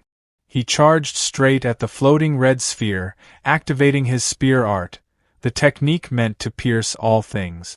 Kidoyawa sneered, pointing out that Goon's equipment had limit. It asked how long he thought he could keep struggling before unleashing necrotic shriek. The air screamed as thousands of red energy beams poured down like a storm. Goon met the attack head-on, his blue aura colliding violently with the flood of necrotic magic. System warnings stacked rapidly in his vision. His weapon's durability was nearly depleted. His magic resistance had dropped below 20%. His body was exhausted. Blood dripped from his mouth, but Goon ignored every warning. He pushed himself further, preparing a high-tier martial art, the 1-inch punch, Spiral Force.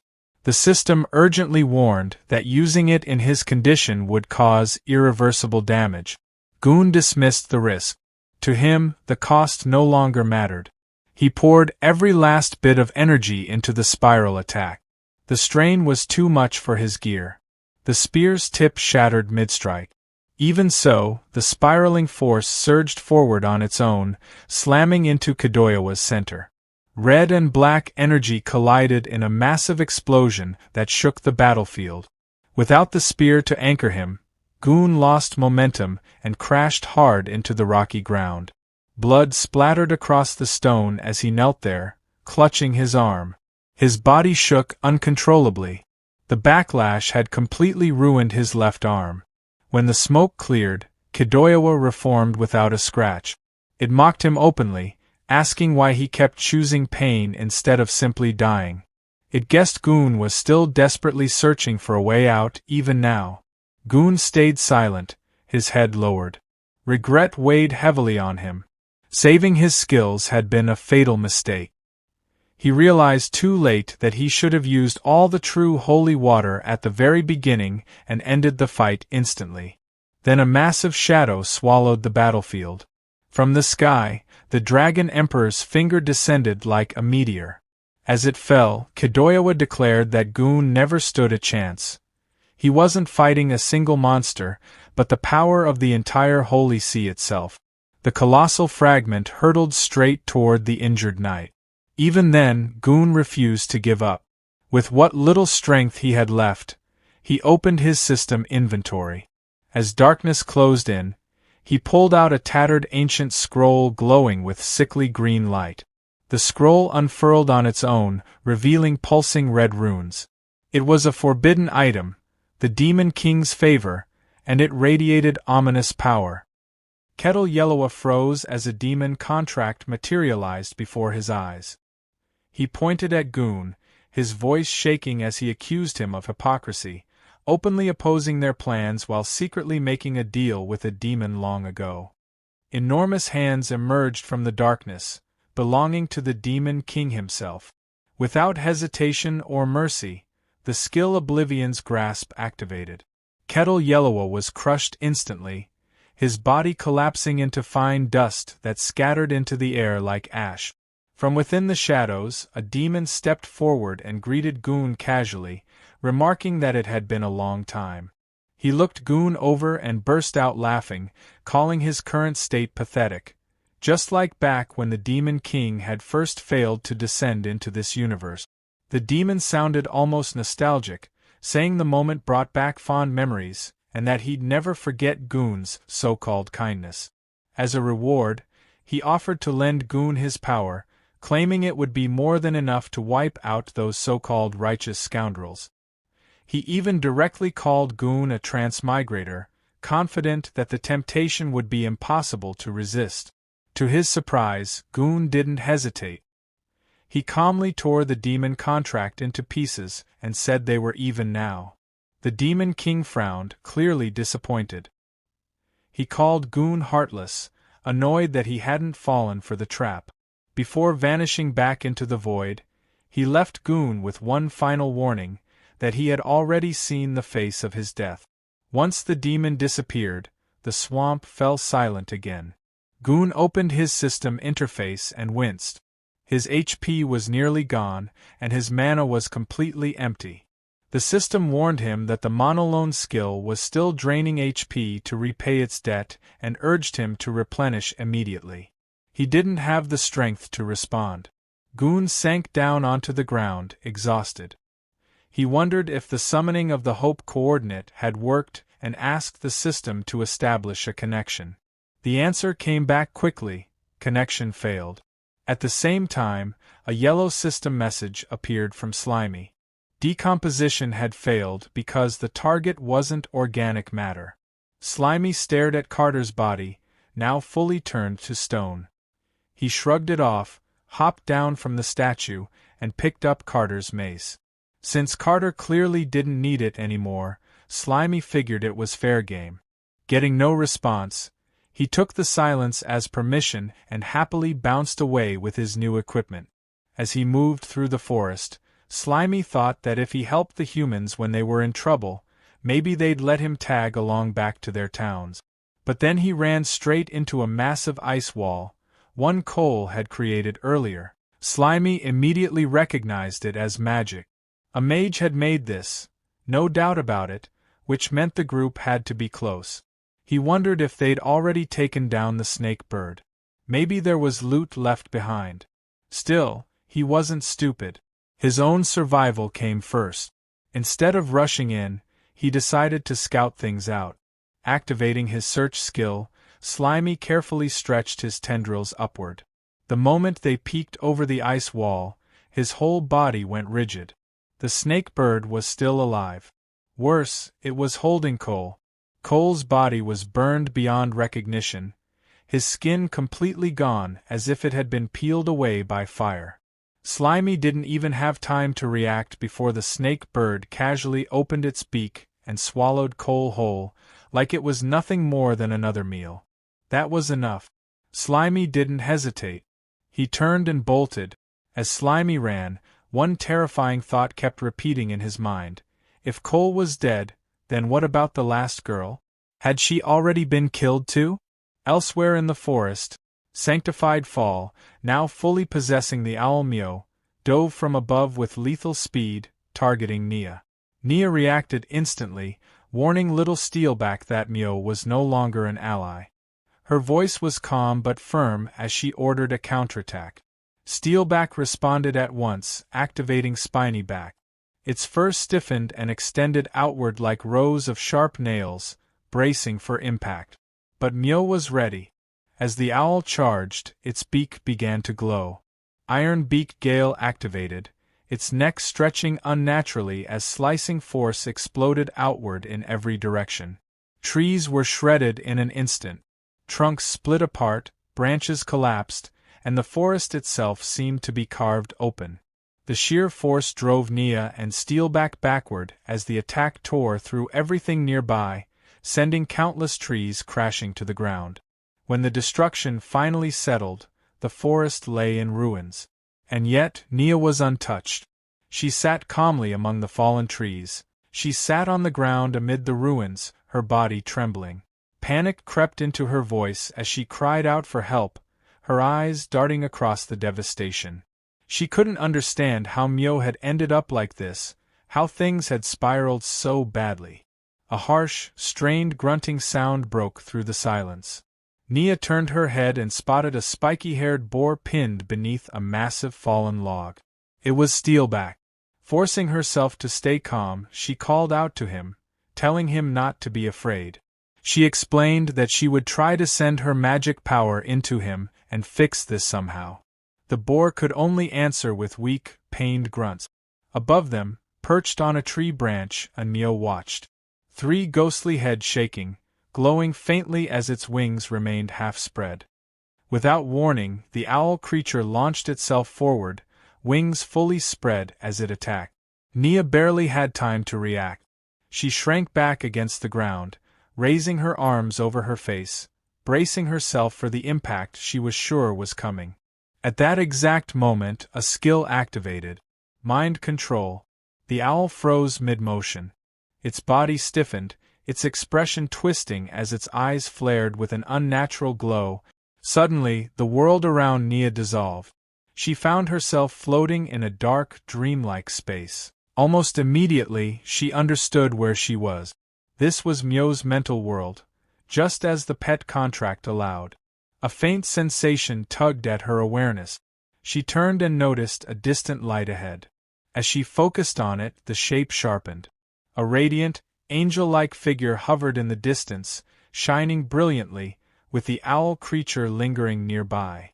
When Nia finally faced the figure directly, its overwhelming glow flooded her vision, leaving her unable to look away. Nia stood in the strange, glowing mental world, staring up at the radiant figure hovering above her. She quickly realized who it was and wondered why Lord Angel was inside Mio's mind at all. Lord Angel looked down at her calmly and told her to come closer, the voice steady and commanding. Then, without warning, the left side of that serene face twisted, shifting into something red and monstrous. The gentle presence vanished in an instant. Back in her physical body, Nia screamed, panic taking over as she begged desperately for someone, anyone, to save her. Nearby, Steelback trembled under the log, letting out a weak, pained sound as if sensing her terror. At the same moment, the owl creature, its eyes glowing wildly, lunged straight toward Nia. Before it could reach her, a spiked club crashed down onto the owl's head midair. The impact was brutal, sending the creature flying backward and clearing it from the fight in an instant. Nia remained collapsed on the ground, eyes squeezed shut, completely unaware of what had just saved her. When Nia finally opened her eyes, she froze. Right in front of her, it was Captain Hawk's slime meteor hammer. Slimy swung the massive flail with growing confidence, convinced its control over its own body had finally reached perfection. In its mind, a stone was no different from a bullet, and the flail itself was basically a cannon. That confidence lasted exactly one swing too long. The weapon came down with a loud crack, straight onto Steelback's head. Slimy froze. A bead of cold sweat formed as it realized what it had just done. Awkwardly, it pulled the flail back, its body squirming as the weapon dissolved and melted back into its form. Steelback shook his head and let out a low grunt, looking more annoyed than injured. Nia slowly pushed herself upright and turned toward Slimy. Relief flooded her face as she thanked it for saving them. She gently lifted Slimy into her hands and held it close. Tears welled up in her eyes as she spoke softly, saying it felt strangely familiar. Like, deep down, she already knew exactly who it was. The slime went completely still, its round body stiffening in pure shock. Inside its head, it instantly rejected the idea. That couldn't be true. It was just a slime. Nothing more, nothing special. Nia didn't see it that way at all. Tears poured down her face as she hugged the slime tightly and pressed it to her cheek. Between sobs, she insisted she knew the truth. To her, this wasn't just a slime. It was Captain Hawk, reborn and returned at the exact moment she needed saving. Behind her, Steelback stood frozen, staring at the scene in disbelief. The boar let out a quiet, breathy huff, clearly struggling to wrap his head around what he was witnessing. From the nearby shadows, a pair of bird-like legs slowly emerged. A moment later, the wounded owl creature dragged itself out from behind a fallen log. Even in its battered state, it let out a sharp, furious screech. Nia stiffened, still clutching the slime, and quickly looked back at Steelback. She asked if he could still fight after receiving her magic. He answered immediately, making it clear he was ready. The slime didn't hesitate. Its body softened and spread, thin tendrils flowing across the ground as it activated its search skill. The owl creature dove down, pecking wildly at the slime's tendrils and tearing into the sensory net. But before it could do real damage, the slime suddenly reformed behind it. A solid club slammed straight into the owl's rear. The owl shrieked in pain and fury, twisting around and lunging at the slime in retaliation. That was when Steelback charged. Perfectly seizing the opening, the boar drove his tusks into the owl's side with brutal force. He didn't slow down. The momentum carried him straight through, his tusks piercing clean through the owl creature's body. At the same time, the slime swung its club with everything it had. The name of the attack rang out clearly: plasmatic cannon. The impact was violent. The club, hurled by the force of the blast, shot past the remains and buried itself deep into a nearby tree. The slime's arm trembled as it reached out and tried to pull the weapon free. As it struggled, a single thought crossed its mind: it had definitely used way too much force this time. Nia stood quietly, watching as the slime finally pulled its weapon free from the tree. As the moment lingered, her thoughts drifted back to Myo, the worry she had carried bubbling up again. She crouched down, studying the slime more closely. Then it clicked. This was the same tiny creature she had met by the campfire earlier that night. The more she thought about it, the more certain she became. It was also the same presence she had sensed earlier through Myo's reconnaissance. Slowly, Nia reached out and lifted the slime gently. Half joking, half serious, she asked if it had been following her all this time out of some special fondness. Cradled in her hands, the slime stiffened in surprise. A single thought flashed through its mind: could this finally be it?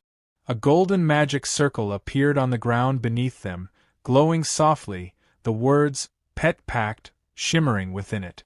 Nia looked directly at the slime and asked if it was willing to form a pact with her. Her expression was calm, sincere, and filled with promise. She swore she would take good care of it. Before the slime could answer, a bright yellow system window abruptly appeared, flashing a warning. It stated clearly that if the host entered a servant pact with a human, access to the system would be lost forever. He would have to choose one, either the system or a master, and there would be no second chance. He started weighing it out. The system was useful, powerful even. It helped him grow, survive, and made everything more convenient. Still, it felt dull compared to the kind of heroine you'd see in an old-school, hot-blooded shonen story. When he really thought about it, the decision felt almost too easy. Numbers, pop-up windows, and emotionless prompts couldn't compare to a real person standing right in front of him. His thoughts ran ahead on their own. He pictured himself and Nia training together under clear skies, running along bright beaches with waves crashing nearby. In his mind, they faced trial after trial, growing stronger together like perfect partners straight out of a very familiar monster-collecting game. In that imagined future, he wasn't just tagging along. He was her monster, fighting for her, trusting her without hesitation. They kept climbing higher, dungeon after dungeon, battle after battle. Nia pushed herself hard, and Slimy kept pace, evolving alongside her through every struggle and win. Eventually, she became a champion-level master, her name spreading across nations. Monster taming exploded in popularity, and she rose as the strongest rookie adventurer, gaining fans everywhere she went. People talked about her with admiration wherever she showed up. In that version of the future, Slimy even imagined merging with her, becoming her most powerful and stylish gear, something no one else could copy. With his slime-shaping abilities, he continued evolving until he finally turned into a handsome man, able to stand beside her as an equal. Together, they defeated the great demon king, brought an end to the age of darkness, and restored peace. After that, they got married, settled down, had tons of kids, and lived a quiet life with Steelback always nearby. To Slimy, stories built around systems already felt worn out. If he really had to choose, picking a beautiful girl as his master felt like the obvious answer. In fact, he'd already mapped out hundreds of episodes in his head, dramatic arcs, emotional reunions, and legendary final battles included. He was ready. He decided to choose Nia over the system. Just as he was about to accept the contract, everything went wrong. Nia was killed in an instant. Her body collapsed beside him, her arms still wrapped around Slimy. For a brief moment, nothing made sense. His thoughts broke apart all at once, and little Steelback stood beside him, unable. The one responsible was the corpse of Myo. It stood there calmly, having used abyss magic, Circle of Wind's demise. From the ruined neck, something disturbing happened as a new head began forming. The shape was human-like, but stripped of skin, exposing raw flesh underneath. Little Steelback reacted immediately. Fueled by rage, he charged straight at the monster. Slimy shouted for him to stop, pleading with him not to rush in. He still couldn't understand how the head Steelback had destroyed earlier was already growing back like nothing had happened.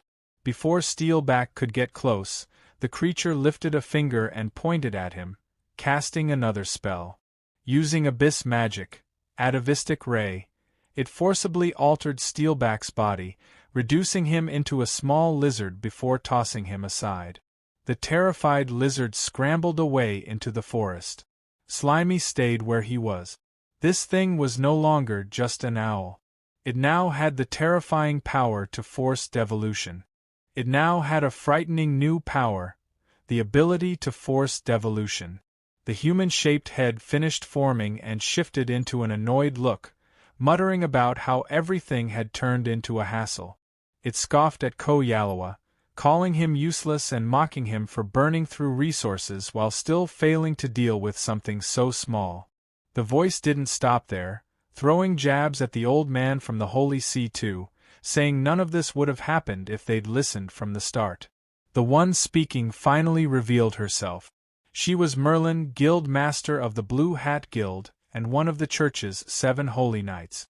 Clearly irritated that she had to handle this herself, Merlin glanced at the sky and noticed the imprisonment barrier was already gone. Even so, she had no intention of chasing anyone down.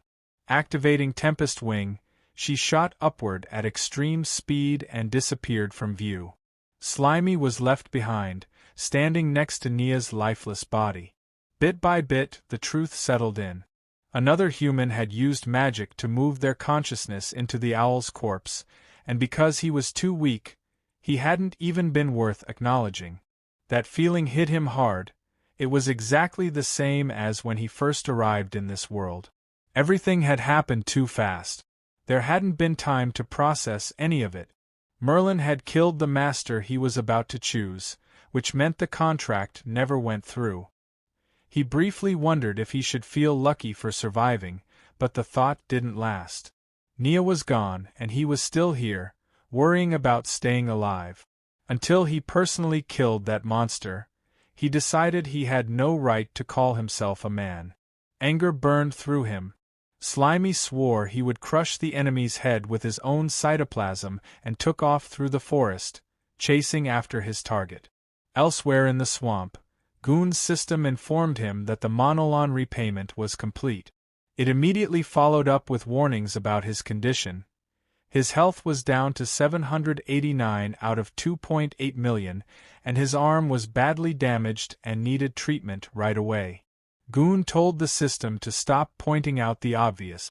He had nothing left to give. He ordered it to keep trying to contact the transmigrator summoned by the Hope coordinate. The system replied that long-distance communication wouldn't work until the initial connection was fully established and advised him to keep moving to find a stronger signal. Goon already knew the Holy See would send reinforcements. If they showed up, escape wouldn't be an option. He needed to find the new transmigrator and get out of the swamp immediately. As he moved through the forest, he suddenly stepped on something slimy and yellow. At the same time, Slimy's search skill finally locked onto a target. Thinking he'd found the long-necked monster, Slimy attacked without hesitation, swinging his mace at full force and smashing it straight into Goon's head. The impact felt wrong. There was resistance, like hitting armor. The shape of the target didn't feel right either. When the figure collapsed, Slimy realized his mistake. This wasn't the monster. He'd mistaken Goon for part of it because of the tassels on his helmet. Slimy apologized quickly, blaming the poor lighting and grumbling about how the flashy helmet made things hard to see. Before he could explain any further, Goon grabbed him.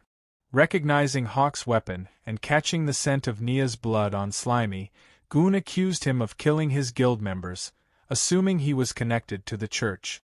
At that exact moment, both of their system windows appeared at the same time, announcing that the connection had been successfully established. Goon immediately understood that Slimy was a transmigrator, and as Slimy stared at Goon's system window, he finally realized he wasn't the only transmigrator in this world. Goon stops mid-action, staring at the screens in shock. He asks if Slimy also has a system, quickly realizing this creature is a transmigrator. Slimy is just as stunned, learning that Goon is also from another world. Goon explains that in his fight against the church, he activated a noble phantasm called Hope Coordinate to summon an ally. Slimy now understands that his arrival wasn't random at all. Goon admits he was too weak to save Nia even after meeting the guild and asks Slimy if he's willing to help. He reassures him that he also started with nothing after transmigrating and survived by relying on the system, adding that this world shows no kindness to anyone. Goon then removes his helmet, revealing he isn't human and that he hides his face for a reason. Curious, Slimy asks what race he belongs to. Goon admits he's a goblin, one of the most hated races. Expecting something completely different, Slimy comments that he'd rather remain a cute slime than look like an ugly green monster. Goon reveals his face instead, refined and elf-like. He casually mentions that his appearance causes problems, just not the kind Slimy imagined. Slimy complains it's unfair for a goblin to look that good, but Goon brushes it off, pointing out that humans would chase him anywhere, while a slime's small body is perfect for moving unnoticed. As Slimy keeps grumbling about appearances, Goon rises, supporting his injured arm. He mentions that he founded the guild to unite different races, then warns that the church has sent a ruthless knight named Merlin, the guild master of the Blue Hat Guild. When Slimy asks what they should do next, Goon reaches out his hand. A system interface appears as he prepares to transfer all his magic and combat abilities. The system confirms the link, and Slimy excitedly asks if this will instantly make him overwhelmingly powerful. Goon explains that he walked straight into a trap set by the Pope, with the old man from the Holy See pulling the strings, and has already exhausted his strength. He needs Slimy to be the one who continues the fight. When Slimy jokes that this sounds like a typical hatred of the church, Goon corrects him. He explains that the church already controls the world, and their true goal is to sacrifice all life here to fuel beings who want to ascend to a higher universe. Stunned by the scale of it all, Slimy asks how something like that is even possible. Goon begins recounting his past. He explains that he was born a goblin cub at the very bottom of society, raised in mines where survival meant eating scraps and whatever was left behind. At 5 years old, his system awakened, giving him the power to kill the goblins who tormented him. In his memories, a blood-covered young Goon questions who he really is, yet knows his soul was always human. He goes on to explain that he rescued imprisoned female heroes and helped them recover using a skill called dual cultivation.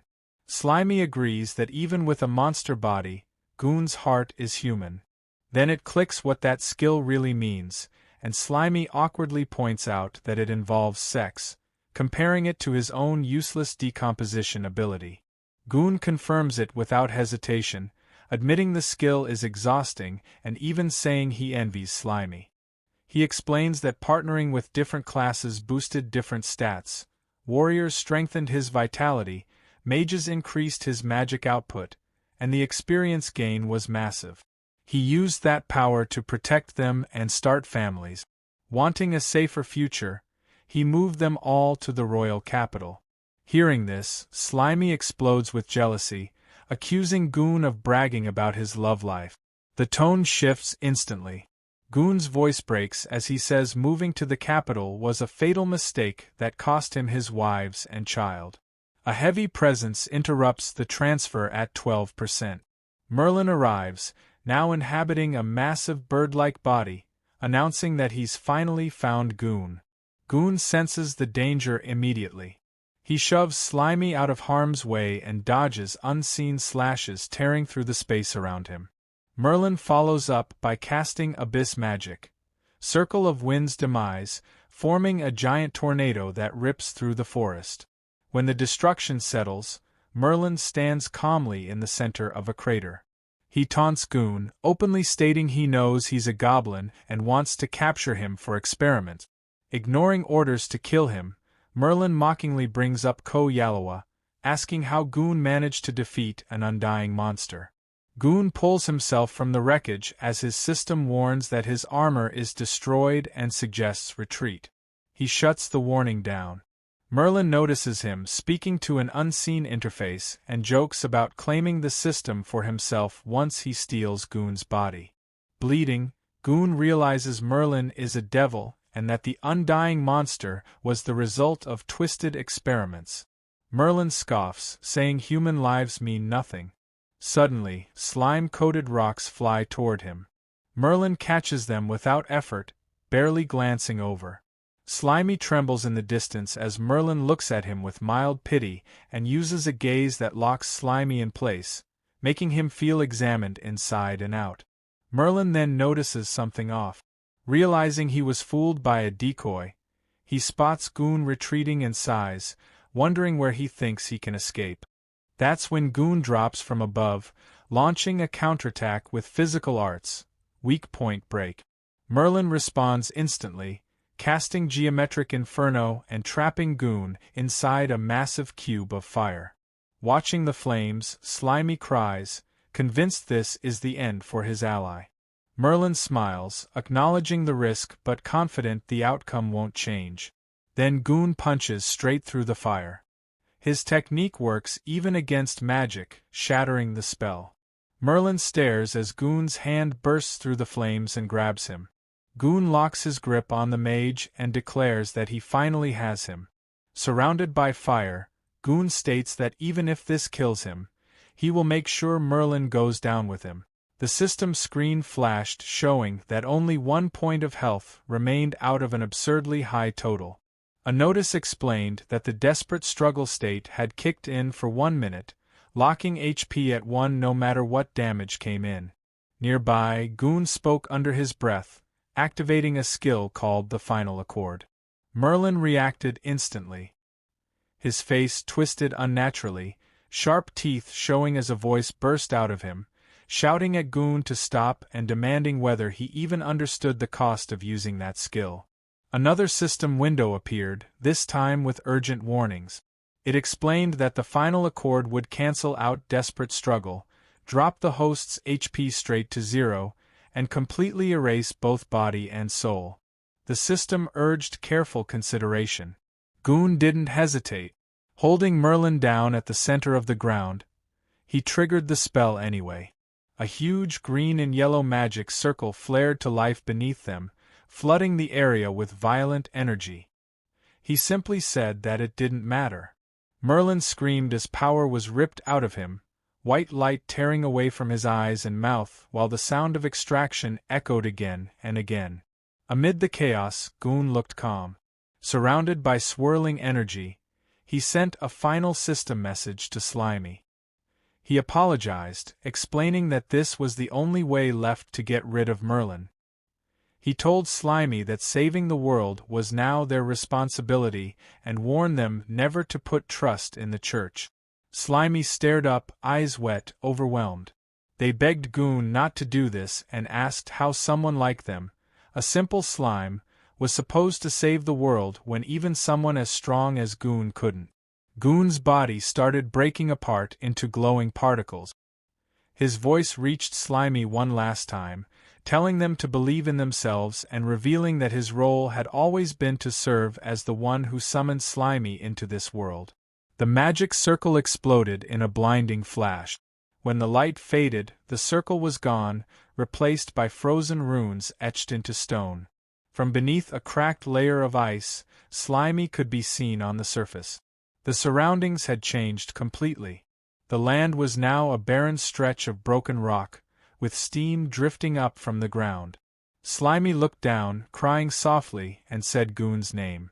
High above, Merlin was still in the sky. From below, Slimy watched as Merlin shouted curses toward Goon, raging that the entire mission had ended in failure. In a pitch-black void, rows of identical, faceless female candles stood in silence. Only one on the far left still burned with a bright flame, while all the others had gone dark. Up in the sky, Merlin hovered in a ruined state. Her body looked worn down and unstable as she spoke about the situation. She said that 5 life candles, which were meant to link her to the chaotic universe, had already gone out. She added bitterly that the only vessel left for her descent had been the remains of a weak, fallen holy monster. Before she could go on, a massive jet of yellow slime shot upward and smacked straight into her face.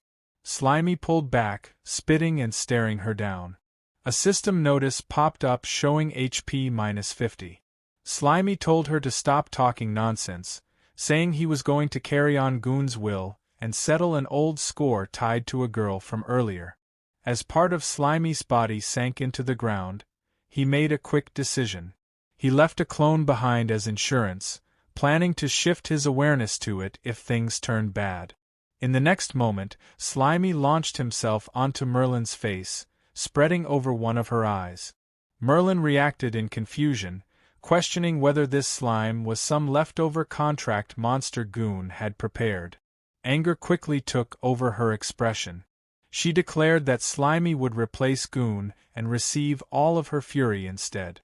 Colored rings of light swept through Slimy as an attack activated.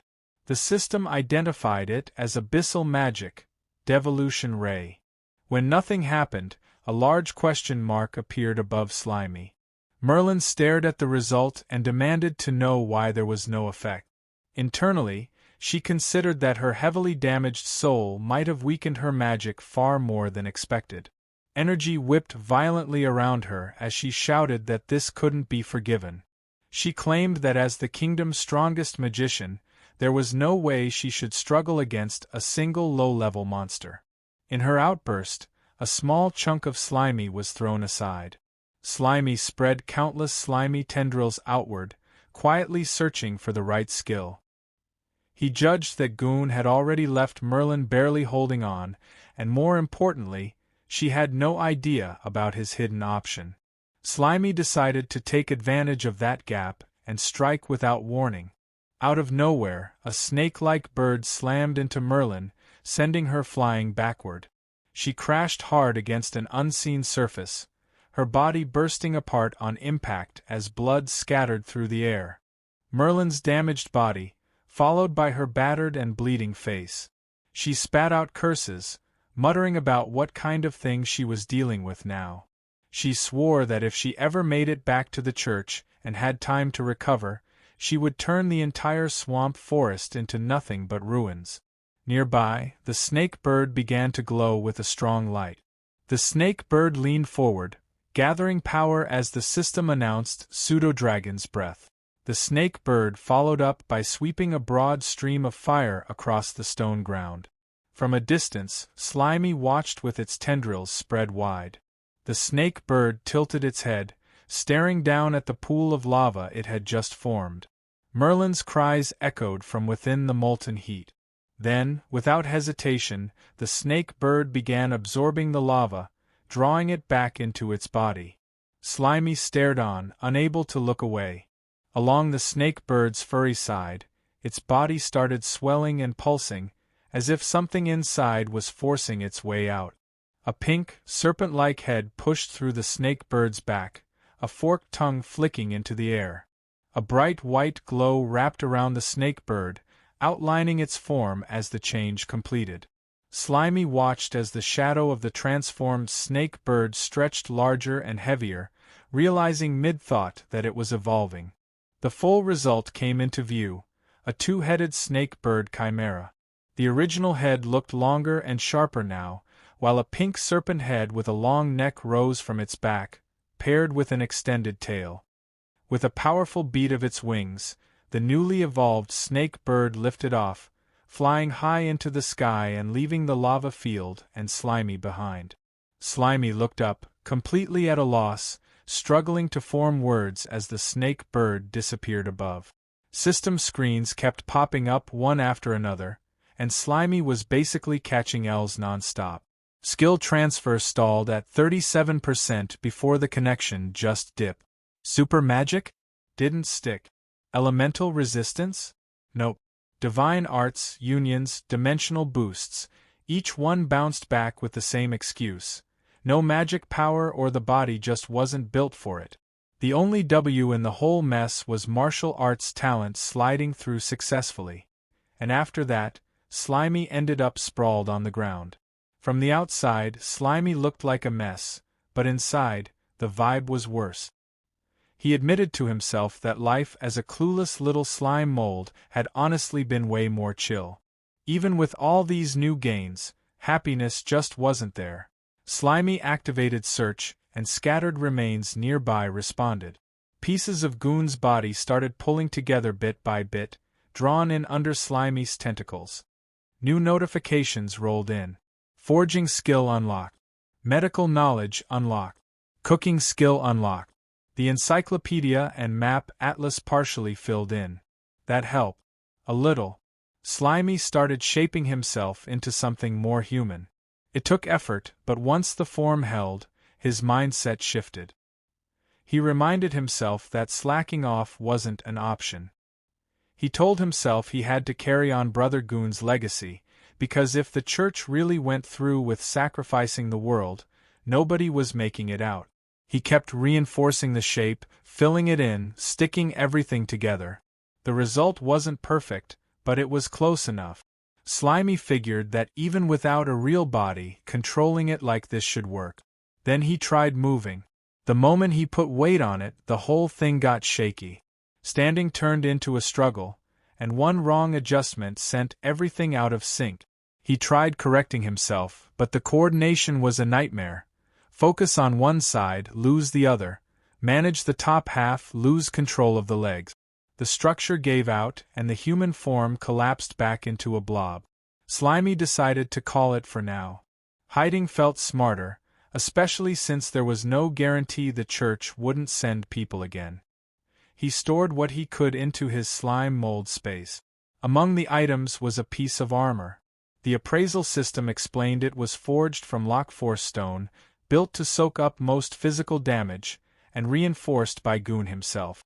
Later, Slimy slid through the forest as a blob, processing everything that had gone down in a single night. His headspace felt overloaded, so he pulled up the encyclopedia and map atlas to sort things out.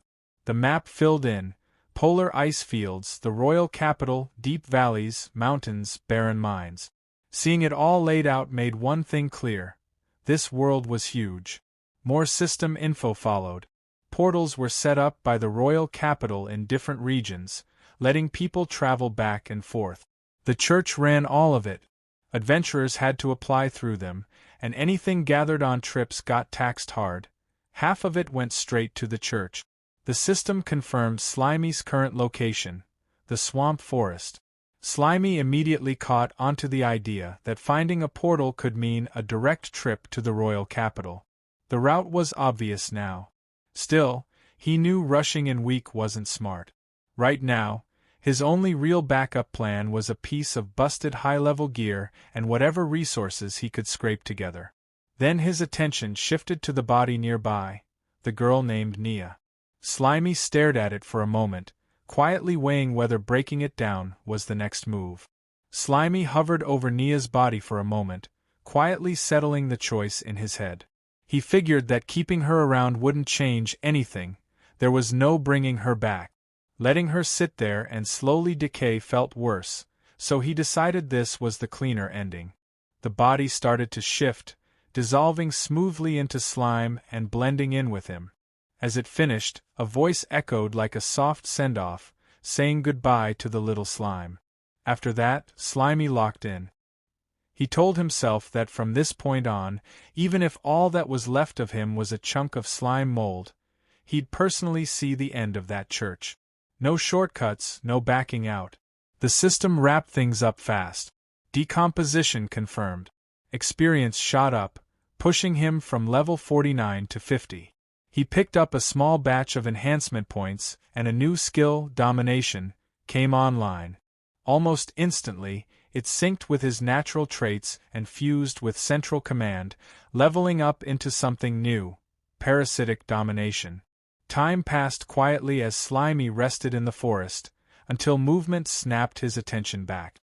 A frog hopped nearby, croaking loud enough to trip his danger sense. Slimy didn't hesitate. He launched a plasmodial barrage, and the frog went down right away. The system logged the win, experience gained, and a bit of HP lost in the process. Standing over the frog, Slimy casually apologized, saying he needed a test subject for the new skill. No hard feelings. The system broke the ability down in detail. Parasitism meant sending slime clusters into the target's body and overwriting its neural network. Domination meant full control afterward, turning the body into a shared-sense puppet that followed command. Slimy noted that ever since syncing Brother Gon's encyclopedia data, the system explanations had gotten way more specific. Honestly, it made things easier. First, invade the corpse with slime mold. Simple enough. He activated the skill, and slime poured into the frog's body. Inside, it spread fast, wrapping around everything until the whole thing was covered. A second later, the frog twitched.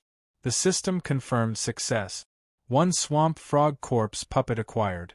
It also flagged that Slimy had hit the current control limit and would need to level the skill up to manage more.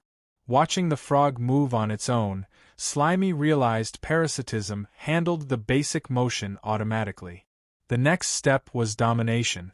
He focused, getting ready to shift his awareness into the slime cluster inside the body and take full control. Slimy realized that his consciousness had really transferred into a corpse. A system window appeared beside what used to be a swamp frog. System: Corpse Puppet, Swamp Frog. Durability: 0%. Available skills: Charged Strike, Tongue Fist, Pounce Bite. Slimy noted that there was even a species introduction. He found it interesting, then focused on the durability. He reminded himself that since it was already a corpse, having 0 durability made sense. There was no HP to talk about. From the frog's low point of view, the forest looked massive. Slimy observed that the field of vision was incredibly wide and figured this must be how a swamp frog saw the world. He found it strangely magical. Looking at the frog's hands, he realized that because he had invaded all the nerves, he had inherited the muscle memory too. He commented to himself that it felt exactly like using his own body, with no need to adjust. Then he considered something else. He realized that after turning a body into a puppet, his main slime body would switch into automatic mode. He admitted that sounded a little risky. Thinking about actual combat, Slimy told himself he would need to stay hidden first, then make a move. A moment later, he dropped the serious thoughts. For now, he decided he just wanted to try driving this new body. The frog's tongue shot out. System: Tongue Fist. The frog started hopping around, croaking repeatedly. Slimy found it incredibly entertaining. He noted that it was fun and decided to explore somewhere else. The frog moved through the forest and spotted a snail. It called out for the little snail not to run and immediately lunged forward. Right after that, the system began to glitch. Signal weak, disconnected. Back in his slime body, Slimy estimated the distance to be about 30 meters. He realized that when controlling a parasitic puppet, he couldn't move too far away from the main body. The frog continued croaking and attacking with its tongue even without his direct control. From his slime body, Slimy finally understood what was happening. He concluded that it wasn't coming back to life. He worked out that the main body functioned like a signal transmission station. When he actively controlled the puppet and moved too far away, the connection would drop because the signal became weak. On the other hand, when the puppet stayed close to the main body, the parasitic corpse would enter automatic mode and act based on its instincts from when it was alive. The frog lashed out again and missed. Watching this, Slimy commented that the automatic mode did not seem very smart. Slimy decided not to overthink it. He recalled the frog puppet and stored it back into his storage space. Thought, forget it. Let's call it back first. A system window popped up. System: Parasitic Puppet, Swamp Frog X1. Slimy then started thinking about the snake bird he had encountered earlier. Following that logic, he figured that as long as he defeated that creature, he should be able to parasitize its corpse too. His imagination ran wild. He pictured himself riding a powerful snake bird through the skies. If he could parasitize a high-level magic beast, that would be amazing. He reasoned that he could build a strong parasitic army and use it to fight against the so-called evil Holy See. The idea amused him. For now, he decided to keep searching for better targets. Slimy hopped across the swamp, moving smoothly over the surface. Without warning, a jet of water shot up from below and slammed into him. System, HP-70. Slimy landed back down, annoyed. He demanded to know who dared to launch a sneak attack on him. A strange creature surfaced nearby.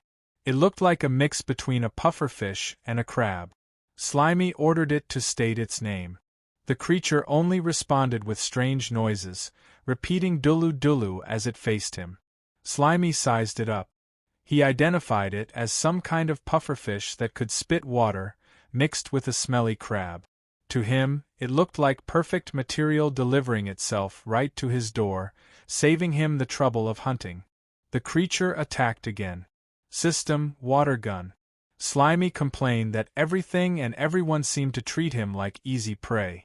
Then he declared that he would show it the strength of a level 50 low-ranking monster lord.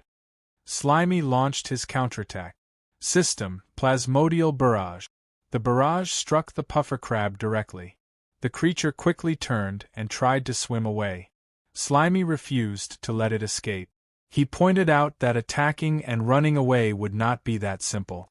He activated another skill, Morph Net. A shifting net spread out and trapped the fleeing puffer crab in place. Slimy tightened the morph net, and more pufferfish got caught in the struggle. System, defeated target gained experience points. Slimy was impressed. He noted that there were way more of them than he expected. When he checked his interface, a new icon appeared. System, parasitic puppet, pufferfish X1. Another window opened. System, corpse puppet, pufferfish. Durability, 99%. Available skills, water gun, steel tooth cut, inflate. Slimy observed that this one was in much better condition than the frog. 99% durability looked promising. Not far away, a large swamp crab moved beneath a tree. Slimy climbed up, positioning himself above it. Without hesitation, he dropped down and launched plasmodial barrage from above, striking the crab directly. He landed on top of the creature as it struggled beneath him, its legs thrashing. As it tried to shake him off, Slimy slipped between the gaps in its shell. He commented that if it wanted to throw him off, it should first deal with him drilling through the openings in its carapace. He squeezed inside. System, defeated target gained experience points. Once the crab's resistance stopped, Slimy activated his skill. System, Dominion. The takeover completed smoothly. A new icon appeared. System, parasitic puppet, swamp crab X1. Another status window opened. Corpse puppet, swamp crab. Durability, 99%. Available skills, water gun, mud foam, clamp. Slimy reviewed the crab's skills with interest. Between the frog, the pufferfish, and now the swamp crab, his parasitic lineup was steadily expanding. Slimy looked over his combat squad and decided the lineup was finally perfect. Everything felt balanced now. There was Shieju, the heavily armored crab who handled the front line as the team's tank. Xiaoduan, the sharp-eyed pufferfish, stayed back with a bow and arrows, acting as the marksman. Master B, a multi-armed humanoid bee, covered magic attacks as the mage. And Waji, the hooded frog, kept to the shadows as their assassin. Slimy introduced himself as the commander-in-chief and the strongest support, making it clear he was the one holding everything together. The squad loaded into a pixel-style battle interface, facing the level boss, the feathered serpent dragon. The fight kicked off fast. The dragon rushed forward and aimed a trample attack straight at Master B. Slimy immediately called out for Shieju to activate carapace defense. He told him to block it. A massive clawed foot dropped from above, but Shieju jumped in front and raised a glowing shield just in time to take the hit. The stomp came down hard. Cracks spread across Shieju's shell. A system alert popped up, reporting that carapace defense had been used up and his HP was now dropping. Slimy told Shieju not to worry because he had him covered. Then he activated cytoplasmic injection. A stream of glowing fluid sprayed onto the cracked shell. Green healing symbols flashed, and the broken carapace repaired itself almost instantly. Spotting a chance to push back, Slimy pointed at the dragon and told the mage and marksman to go all out. Master B and Xiaotuan responded together. Magic blasts and arrows poured down in a steady wave. Damage numbers: 187, 199, 167, 231, 127, 233, kept popping up as the feathered serpent dragon took hit after hit. Even so, Slimy observed that the dragon's hide was incredibly tough. He noted that the pinning attacks from Master B and Xiaotuan would only slow it down for so long. So he called Waji in to finish the setup. Waji moved fast and used assassination art, landing a precise slash across the dragon's face.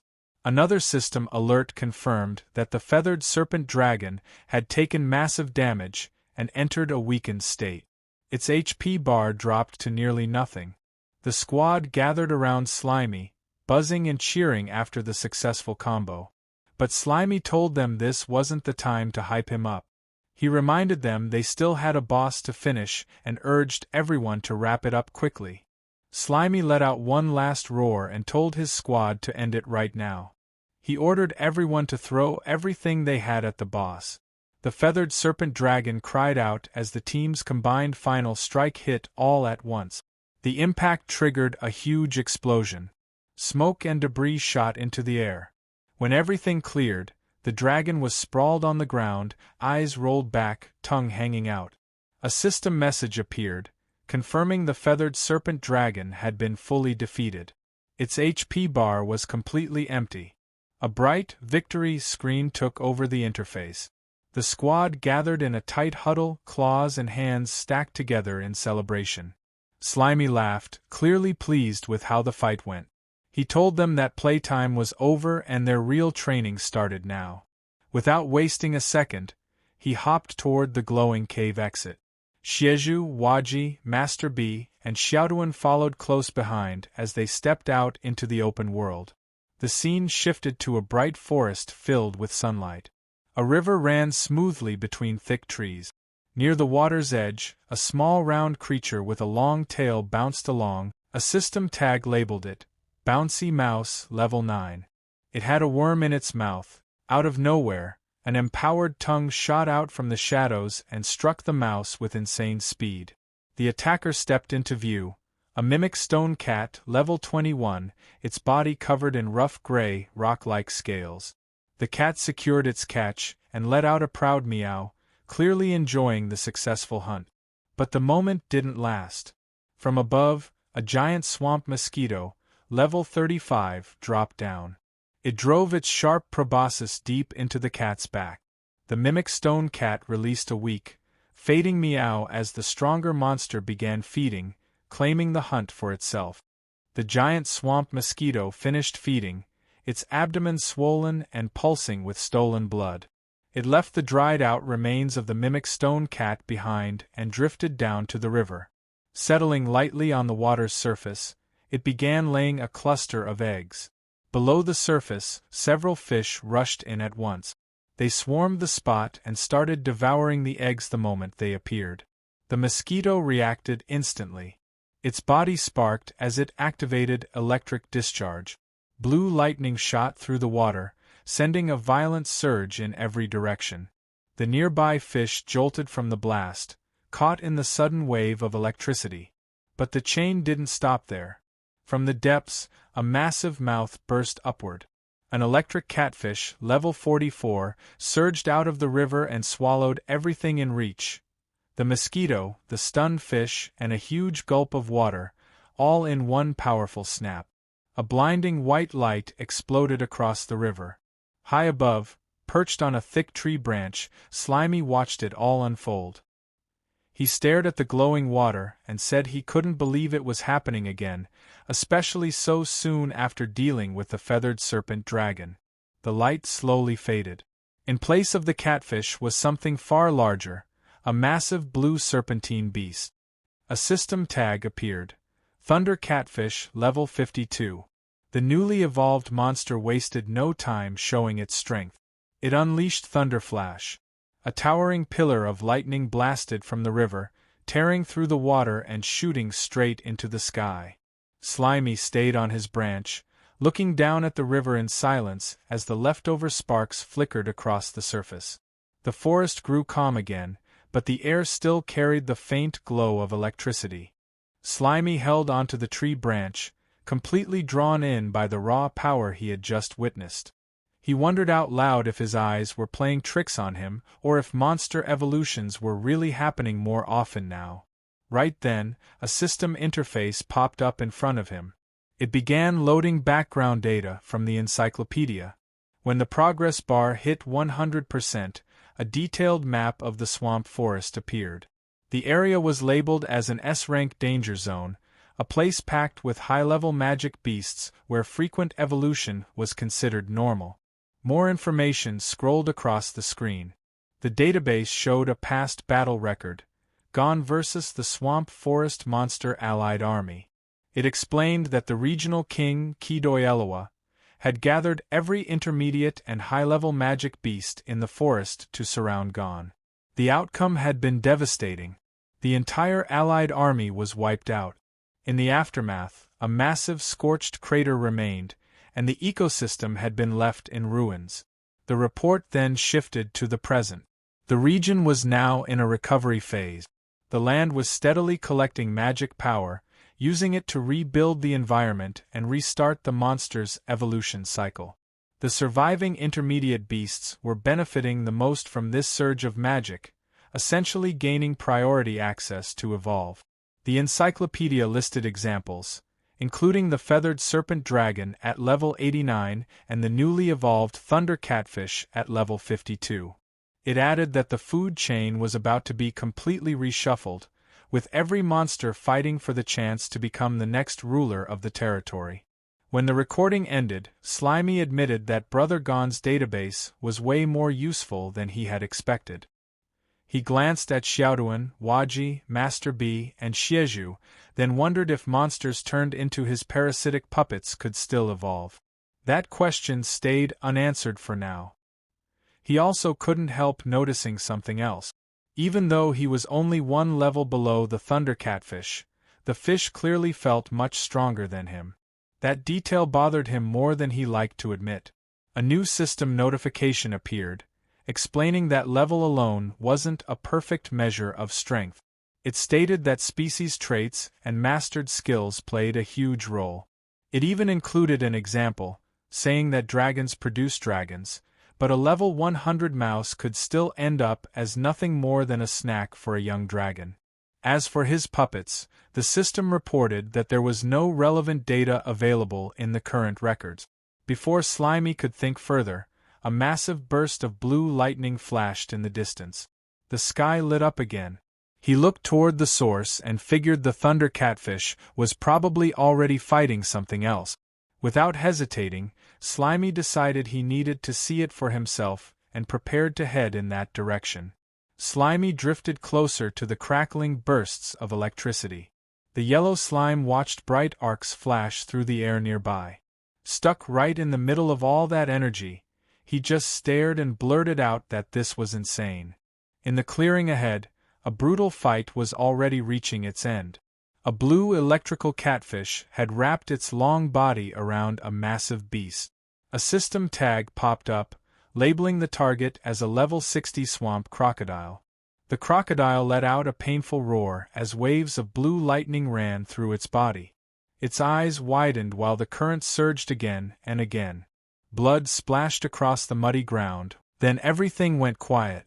From a tree branch nearby, Slimy watched both monsters collapse.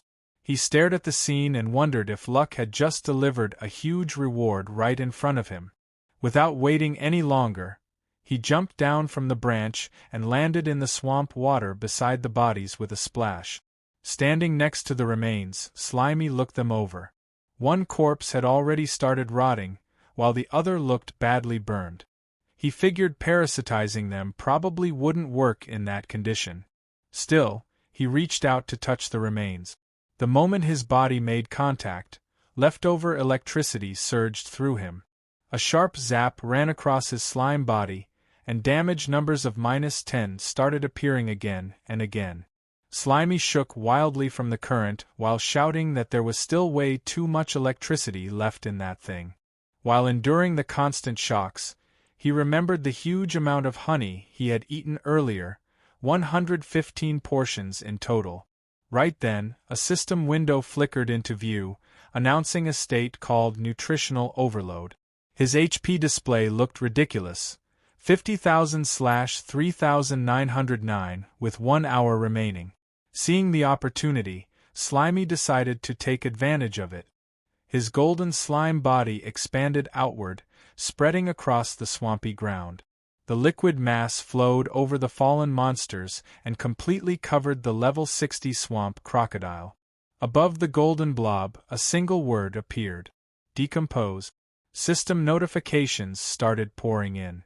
Messages listed experience points gained from breaking down the body.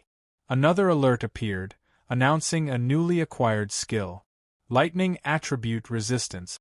Inside Slimy's golden body, the crocodile's flesh quickly vanished until only a clean skeleton remained.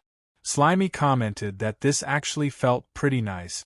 Soon after, another system alert appeared, confirming that his experience had reached the requirement for a level up. Feeling the boost from the overload state, Slimy decided there was no reason to slow down. With so much time left, he planned to eat as much as possible. The massive golden blob surged forward into the swamp forest. Slimy moved across the land like a rolling wave, knocking down trees and pushing through the thick swamp. His body kept growing larger and larger, spreading across the terrain while swallowing every creature and plant in his path. He mentioned how fun this rampage felt as his experience points shot higher and higher. System notifications kept scrolling non-stop, each one reporting more experience gained through decomposition while Slimy continued devouring everything around him. Slimy looked out across the swampy landscape. As he scanned the area, his single eye grew wide after spotting something interesting. On the far side of the water, a huge mangrove forest stretched across the distance. The trees there looked far thicker and greener than the area he had been roaming. He started wondering if stronger monsters might live in a place like that. After staring at the distant forest for a moment, he decided he might as well go check it out. With a heavy splash, Slimy jumped straight into the water. The moment he sank beneath the surface, a swarm of red-scaled fish rushed toward him from every direction. The creatures immediately started biting into his golden slime body. Slimy looked irritated as damage numbers started popping up one after another. -40, -37. System alerts quickly followed, warning that he was under a massive attack and that his total HP loss had already passed 1,000. Slimy complained that these tiny fish actually had the nerve to attack him. He decided he might as well eat them to recover some HP. His slime body stretched outward and began absorbing the piranhas. Numbers for recovery appeared right away. +80, +60, +40. More system messages popped up, confirming that monsters had been killed and that he gained experience points through decomposition. But after a short moment, Slimy noticed something annoying. Eating one fish gave him around 80 HP, but the rest of the swarm was chewing away much more than that. The attacks from the others were draining close to 100 HP at the same time. He quickly concluded that this trade was terrible. Meanwhile, the swarm only kept growing. A massive school of piranhas surrounded him, turning the water into a dark, moving cloud. System warnings intensified, stating that he was being attacked by a large number of monsters. His total HP loss kept rising. Still underwater, Slimy commented that there were way too many of them. Moving around in the water felt slow, which made it hard for him to react properly. Even though the fish were all below level 20, they were still chewing away far more HP than he could recover.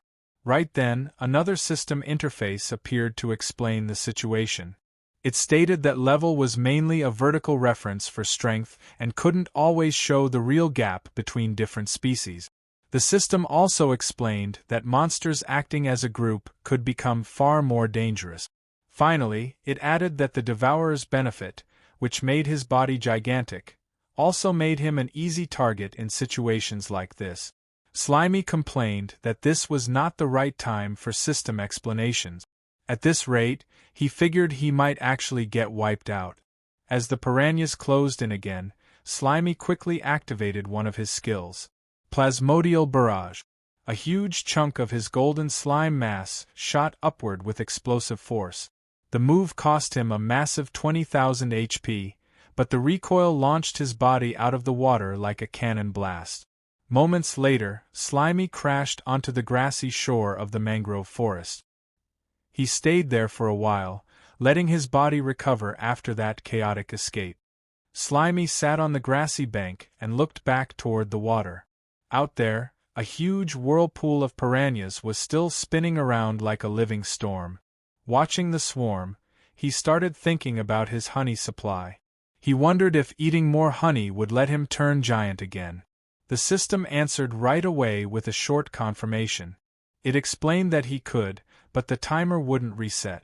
A digital countdown appeared in front of him. Current remaining time, 19 minutes and 29 seconds. Slimy accepted the condition without hesitation. Soon after, the rampage started again. His golden body expanded back into a massive sphere and began rolling through the mangrove forest. Trees snapped, bushes vanished, and rocks were pushed aside as the giant slime carved a wide path through the greenery. System notifications kept scrolling non-stop, reporting experience points gained from decomposition while Slimy flattened everything in his way. After a long stretch of destruction, the giant slime finally stopped. His huge body was now covered with uprooted trees, mud, and chunks of rock. Looking around, Slimy noticed something interesting. Even though the land he rolled over was cleared out, the plants nearby were already growing back at an incredible speed. He figured the Earth's magical energy must be feeding the land and helping everything grow that fast. Then his thoughts drifted toward a bigger idea.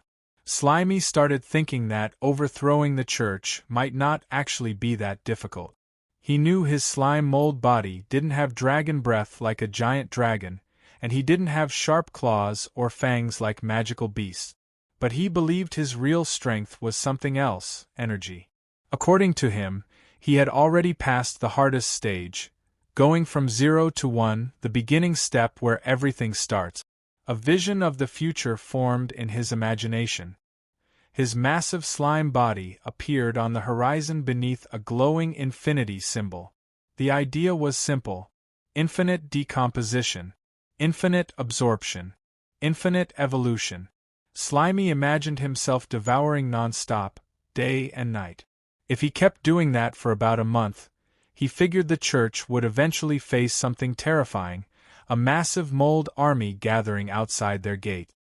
Slimy laughed proudly at the thought. Then a system box suddenly appeared. "That won't work." Slimy immediately asked why. The system began loading data before presenting its explanation. It stated that as his level increased, the experience gained from decomposing low-level targets would decrease more and more. A formula appeared on the screen. A equals 0.95 carat delta. Then a table followed. 1 level difference, 95% experience.